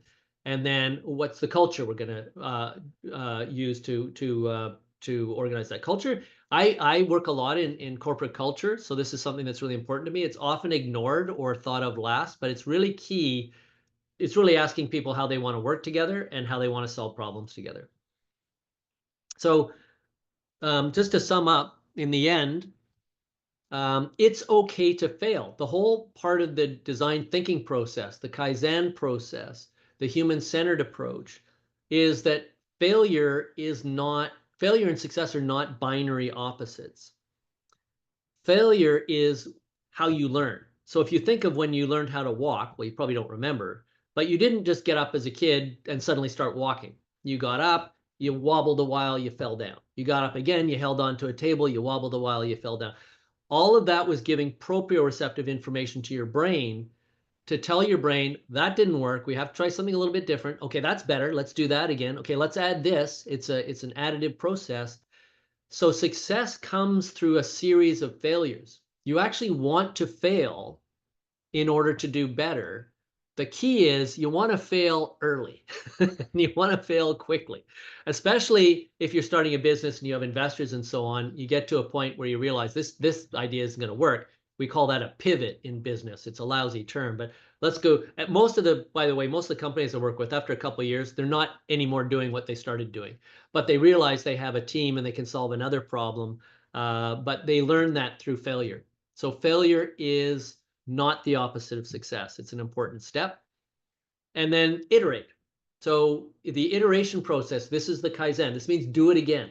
So you go through the process of talking, having empathy with the end user, deep thinking about the problem, ideating solutions, coming up with actions, and then going back to the end user to see how it worked.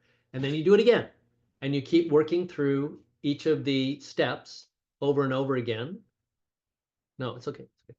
You keep working through the steps over and over again until you get a better and better product. And eventually you get to the point where you can release it to the market, where you realize there's a good, we call it a product market fit. So there's a big enough market that will buy that solution. So most of the changes we see, even dramatic changes, even in social innovation, are not things that happen all of a sudden. Somebody has a great idea and everybody changes. That happens sometimes. Usually it's small incremental evolutionary changes that happen bit by bit by bit. So really think of your social innovation project as an experiment that you're going to test, and then you're going to change something, you're going to test it again, change something and test it again. And rather than come up with a sudden breakthrough, you're going to come up with an increasingly effective solution to the problem. So in the action part, experiment, iterate, but the key thing is always consider the end user. Always make sure that you're continuing the conversation with your customer, your end user, your community, to see if you're connecting your solution properly with the problem they have, because it's their problem you're solving. So they should be central to that. And the phrase I like to use, this is mine, is innovation without action is just chit chat. So if you're innovating and you don't have an action item at the end of it that you're going to try and experiment with and be daring, this is where the courage part of entrepreneurship and the courage part of stoicism comes in. You have to be bold enough to actually put some time and effort into creating the solution and trying it out, and be willing to fail. That takes courage too. Again, to summarize the steps, this is really easy. Empathy, always reconnecting with the end user. Deep thinking, root cause analysis for the problem. The creative, individual and collective, collaborative solutions, and then turning those solutions into action. So down here would be the project management end of things. And the 3 C's, curiosity, creativity, and collaboration. So always looking for problems to solve, allowing yourself, giving yourself to be creative, but also developing that creative confidence, being able to embrace ambiguity and not have a solid solution until you've had a chance to talk through it in a collaborative way. So working with others to turn that invention or that idea into an action that's a collaborative effort. So as I said, my last slide here, innovation is a state of mind. This isn't my picture, but I think it's great. It's a way of thinking about things the way they are and looking for ways to make them better. And in all of your, the 100 or so, there's more than 100, 120 or 30 different organizations here. All of you are doing this. All of you are thinking of a way to solve a problem for other people. And that gives you a sense of purpose, which is important in life. Just having that sense of purpose, that sense of productivity, and the ability to use your resources and collaboratively to solve problems for people. So innovation, curiosity, creativity, and collaboration. And there's 130 odd of you. That's my LinkedIn name. There's a reason why I have the David G. Harper in there. I would love to see 130 invitations from each of you to connect. If you want to connect on Facebook, I basically post the same stuff in both. A lot of it is going to be about nutrition science, but I also post a lot of stuff about entrepreneurship and the programs we do at Discovery Foundation. But I'd love to connect with you. And then if you think I might be able to help you by, I can't do 130 video views, but there's a couple of you.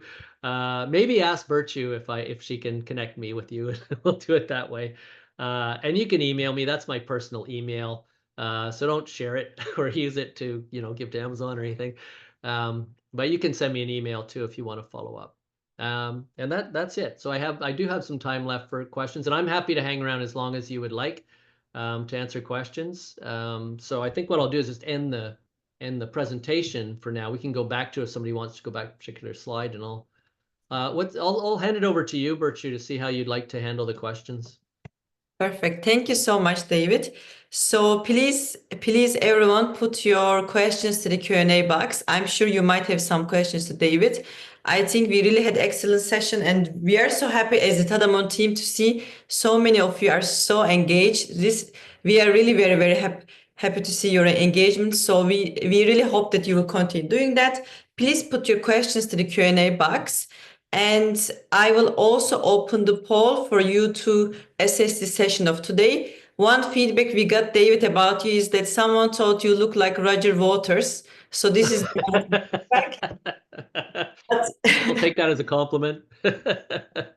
Thank you. Maybe it's the white beard. I don't know. I wish I had his musical talent. I'll do the wall for you. Thank you so much. And also now I will open the feedback, the poll, so you can also please assess the session. It's very important for us to know what you're thinking of the sessions for us to see for the next rounds as well. And thank you so much. And if you have any questions, please raise your hands. We would like to hear from you. So if you want to ask your questions, please raise your hand. If not, write on the chat or the Q&A box. And I'm sure David will be more than happy to answer your question. Yeah, what I like best is if you're going to ask a question on Zoom is to turn your camera on if you have the bandwidth for that, because that way I get to see who you are, which is kind of nice. Makes it a little more personable. So, you're for those of you who said thanks, you're quite welcome. I really enjoyed doing this. It's really fun. And I'm sorry we didn't have more time. I'm going to suggest to the Tadamon folks that, if we do this again, we should, it's hard time-wise. I'm willing to get up earlier in the morning and we do like a 3 or 4 hour one where I can actually give the breakup groups like 15 minutes or so in each of these sprints rather than just 5 minutes. Again, that was just an illustration of how it's done, not necessarily what's done, but you should be able to take that canvas as a guide and go back to your team and work with them using that as a guide. I think that'd be great. Yes, thank you. And do you have any questions? Maybe it was very, very clear that no one has any questions, David. So that's also nice feedback to get. Okay, we have Fahim. We have a question. Yes, Fahim, over to you. Hello to everyone. Thank you, David and Bruce. I have a simple question, but a little bit confused.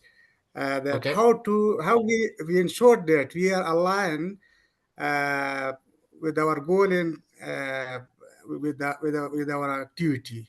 I mean, how we ensure that our activities align in our goal. If you mean the activities be the actions, if they're aligned with the values or the group, or sorry, I didn't quite understand the question. I mean, we are thinking. We are thinking that creativity, collaboration, and how we can bring our thinking that to ensure that we are thinking according to our goal objective. We are designed that we are in the right path, and we ensure that our activity is going aligned in our objectives. How we can put it in this 3 formula you have elaborated before? That's an excellent question. So if I can just sort of summarize that, it's how do we know that we're thinking along the right lines? How do we know that we're going to meet our the objectives we set out to meet? And that is actually the question. And the answer is you only have a general idea. This is this notion of embracing ambiguity. Until and the other reason, and Theodore will speak to this, is we have the simplest viable product or the simplest viable solution. So what you want to do is, in the process, is you've identified the problem and you have a solution you think will work. rather than investing a lot of time and energy into it, the first thing you should do is actually try a sort of prototype. So the simplest thing that actually executes that solution as an action. And then this is why it's important to go back to the end user and see if it is solving their problem. How can we make it even better, or what is it about the solution that isn't working very well? And that feedback then goes back into your next iteration of the process. Okay, so we have a solution, we tried it out. Then it's that Kaizen process. How do we continually improve that?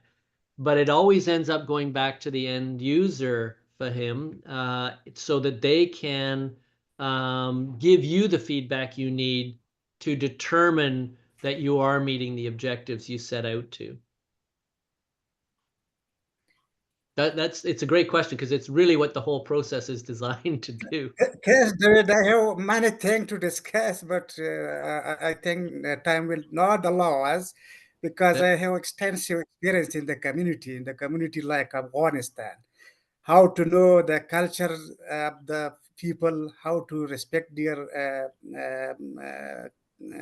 opinion, how to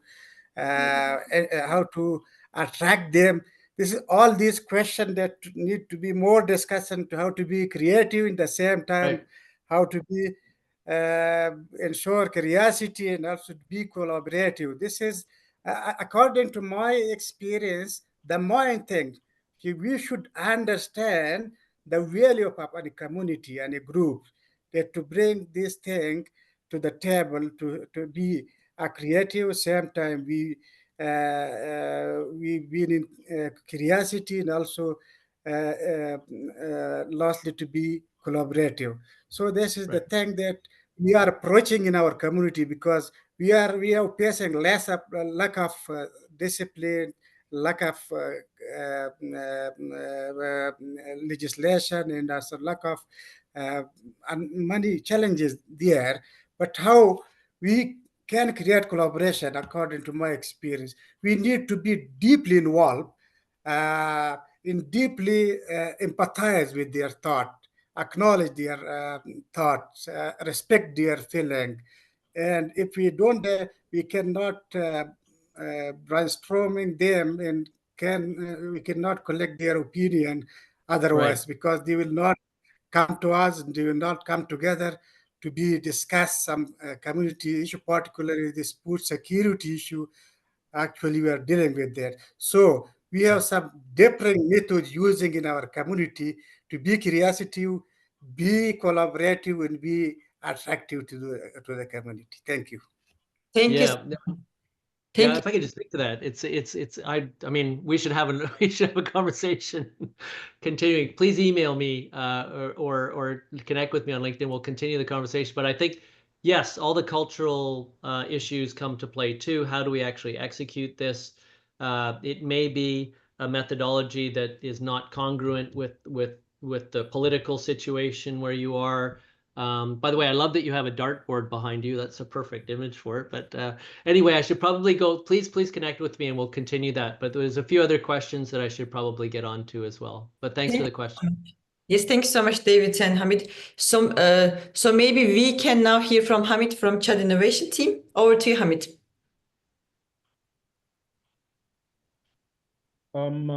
Thank you so much, David, for the interesting presentation. I'm from Chad. It's a pleasure to be here. And my question is, how can we implement like kind of this kind of approach in a difficult kind of environment, such as a fragile and also in a conflict affected areas?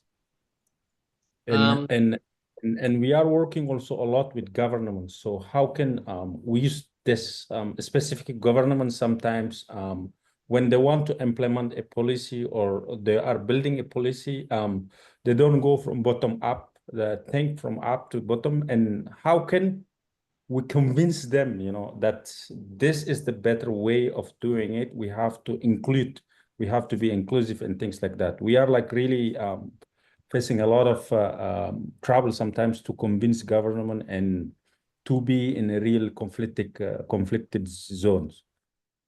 Again, a fantastic question.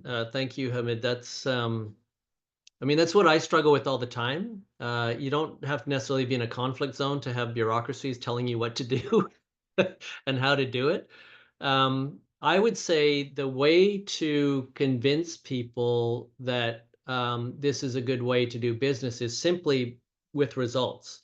The good thing about it is you can start this at as small a group of people as possible, and then the ideas can spread. So ideas spread fast if they work.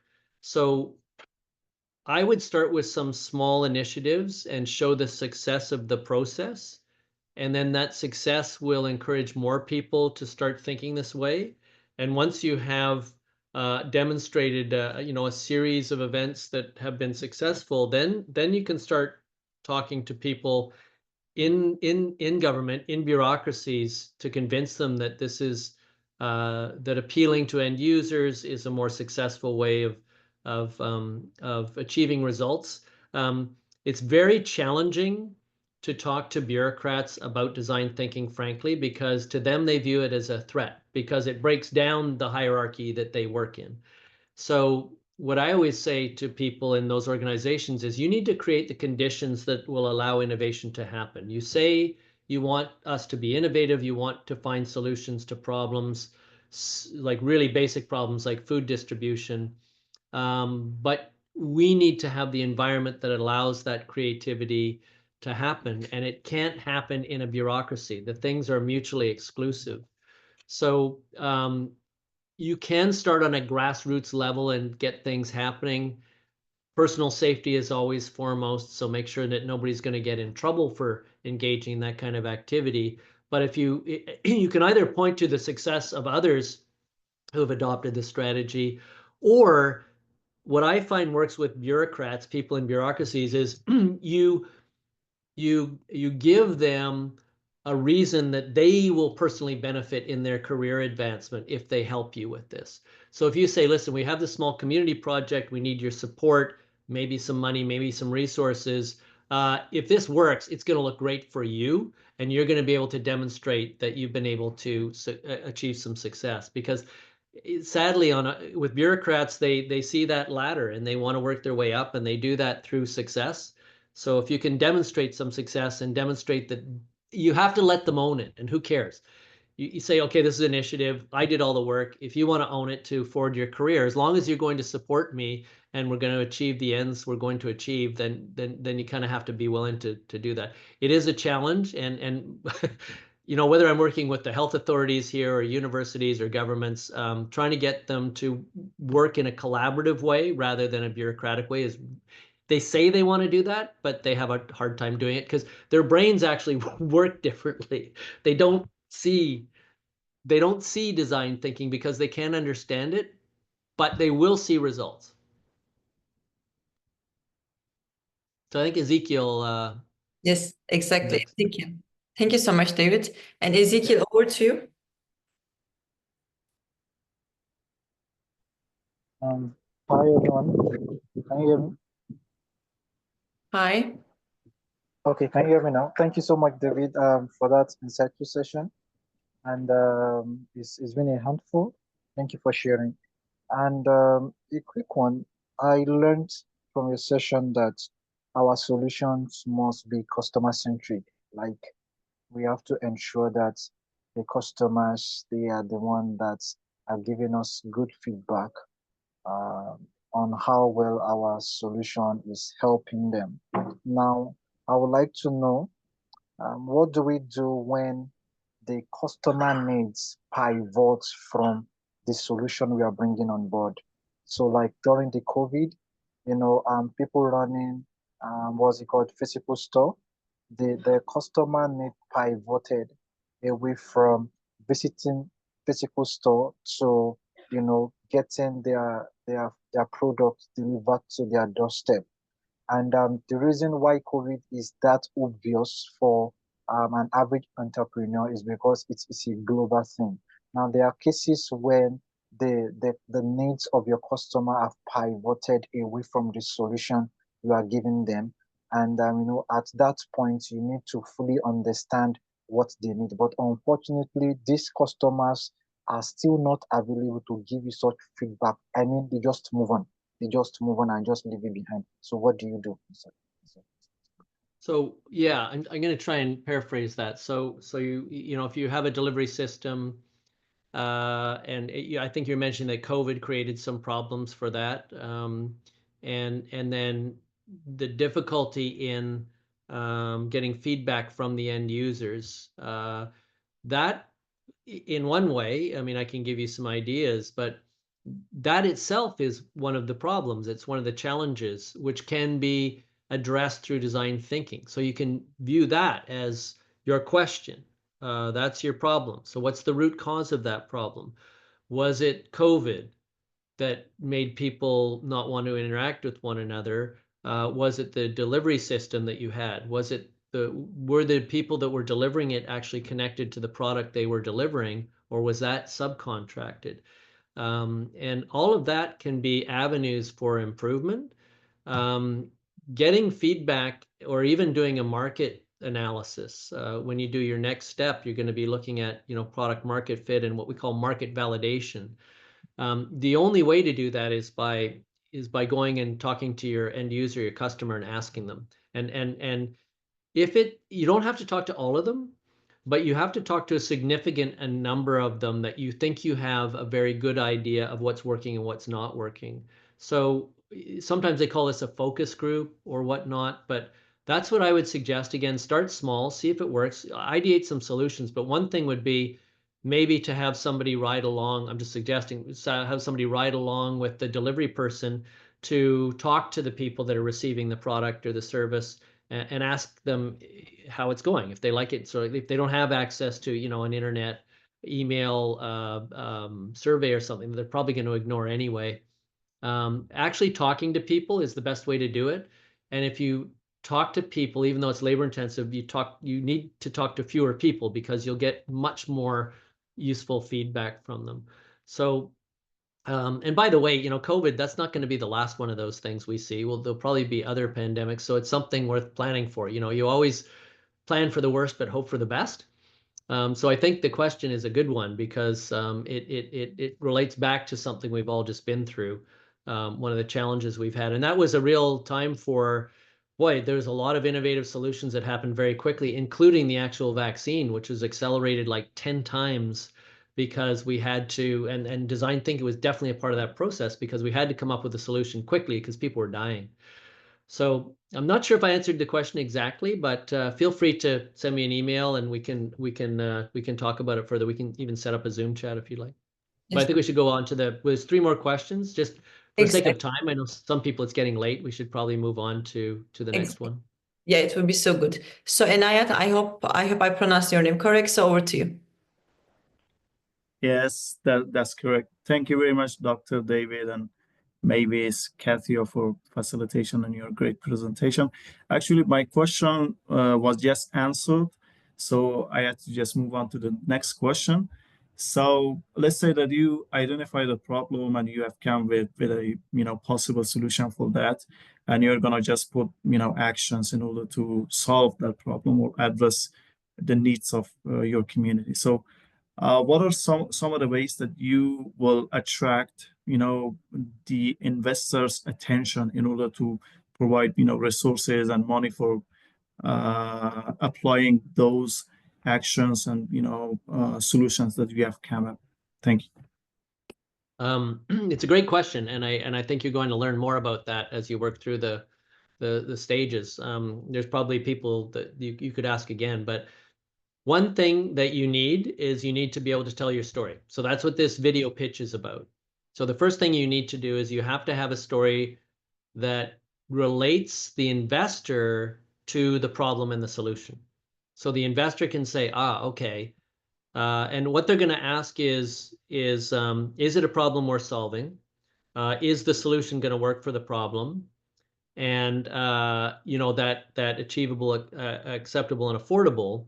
How much is it going to cost? And is that team the best team to execute that problem? The investors tend to look at the team and they will tend to look at the past performance of the team.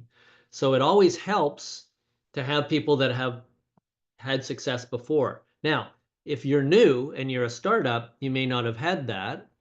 So what you can do there is either engage somebody who has that as a member of the organization or on the board of the organization, or scientific advisory board or business advisory board, so that you then say, yes, I'm new, but here's these people.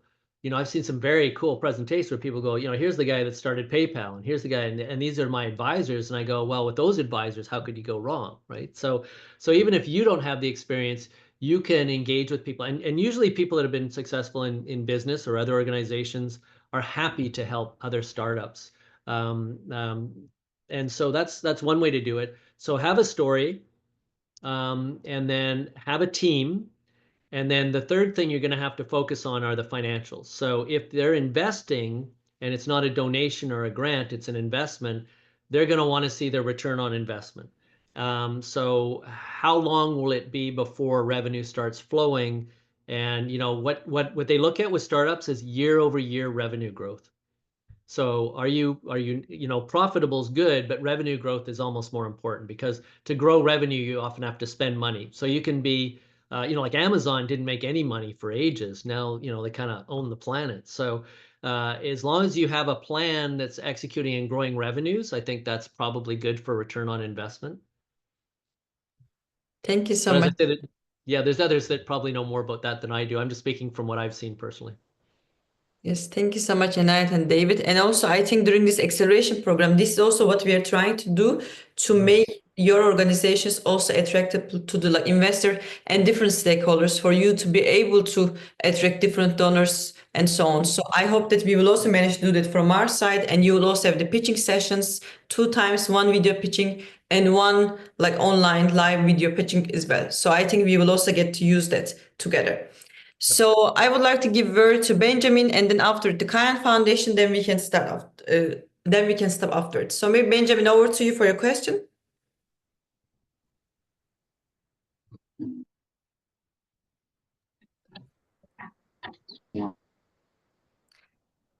Yes, now you're unmuted. Yeah, hello, you guys. Hello. Well, I'm so glad to be among you guys, and so it was so interested this season. I have collected so many ideas about my organization, and my first question was answered already.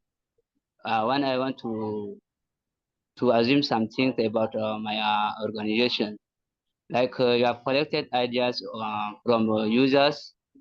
All Sorry, I lost you there, Benjamin. Yes. Maybe there is a connection problem. If there is a connection problem, Benjamin, can you put your question to the chat, and then we give the word to Kayan Foundation, and after it we can then answer your question. Can you write it on the chat if possible, to save some time? Yeah, we lost your audio there, Benjamin. Yeah. So maybe we can give word to the Kayan Foundation, like Hamza, and after it I will also write Benjamin to write the question on the chat. Okay. Over to you. The best, thank you so much, Dr. David, on behalf of all our colleagues today in this insightful session. Guest, I have one question. What would you recommend we focus on after today to keep improving our design thinking skills? Okay, well, that's a good question to ask an educator, because I believe you learn by doing. So I would just take the canvas, and it doesn't have to be your business. It could be your family. It could be, a sports team, and try it. Because the more you do it yourself, you'll see what elements work, where you need. When you're learning, you always need to remind yourself first of what you don't know, because then you know what it is you need to, or what you do know and what you don't know. So then you know where you need to learn. And it's not a difficult concept. Anybody can understand it. It's very straightforward. The important theory, of course, is the engagement of the end user. But then in the process, it comes through practice and experience. there are, you know, all kinds of books. Actually, there aren't that many books on design thinking, and there are courses. You know, they offer courses in design thinking, but to me, you know, you can I don't know if you I don't play golf, but you can take golf lessons, or you can just go and play golf. And you know, in the end, you're going to have to play a lot of golf if you want to get better. So I would just try it. Use the tools and try it in different situations. You will find I find often when I'm talking about science or whatever, I'll often remind the audience, I'm a design thinker. So this is the way I go about it. I'm looking for, or in a department meeting, I'll say, what's the problem we're trying to solve here? And what's the root cause of that problem? Because we want to make sure we're not just addressing a symptom. We want to make sure that we're going to fix this problem so it doesn't keep coming up again and again. And that comes through a way of thinking about things. So I'd love to tell you, Kyan, that my book is out and you can get it, but it's not. It will be in a while. You know, I haven't decided whether I want to self-publish or publish, but there are books and there are websites, and there's lots of tools as well to help. And you know what's not bad is if you understand project management, a lot of because I've taken courses in that, or a course, the main course for project management, is when you get into things like, if you know what agile is, and they even talk about sprints and so on, you'll see all of that stuff is based on design thinking. So any of the project management stuff will have at its roots design thinking in the way it executes. So when I say design thinking permeates all these big companies, largely because all the PMs, all the project managers are trained in design thinking and agile and, you know, Scrum leaders and all that sort of thing. Thank you so much, David, and thank you so much, like Hamza, for your question. So thank you so much, everyone, and once more, thank you so much, David, for the excellent session. We really had excellent time, I think, and it was our first session, so I'm really happy to start it with you. It was always the pleasure for us to start with you, to get so much energy from your side. So thank you really for your time and all your efforts to support us whenever we ask you to support. And thank you also everyone for joining us today. It is excellent. Like, this is already 2.5 hours. We still have 95 participants. I cannot believe it, like in a good way, of course. And we thank you again. And we are going to have a session on Thursday, as you know, and this time it will be provided by Theo on business model innovation. This time it will be also like 11 CET, so it will not be so late because of David is based in Canada. That's why we had the session late. If you miss some of the sessions, do not worry. We are going to send you the recordings and including the presentations and everything. So thank you so much. And David, if you want to say the last words. Oh, well, it's been a pleasure. I mean, if the thing I would like to do best is have somebody like Kyan say, "Hey, do you want to go out for coffee?" And I want to tell you about my thing, and I just, you know, life comes in thirds. The first third you learn about things, you educate yourself, and you grow personally and physically and emotionally. The second third, you apply that trade to whatever your career is. The third third, where I am, is where you give back. So an opportunity to give back, to be able to share what I've learned with all of you all over the world, is just fantastic. I mean, I'm just so thrilled to be able to have a global reach today. You guys care what I say. So it's fantastic for me. I loved it. Yes. Thank you so much, David. And I will also put once more David's LinkedIn so that you can also add him on LinkedIn too. Thank you so much to everyone, and we see each other again on Thursday. And I'll stay on for a bit just for a little wrap up. Yeah. Yes, of course. Bye-bye. Bye-bye. Bye bye.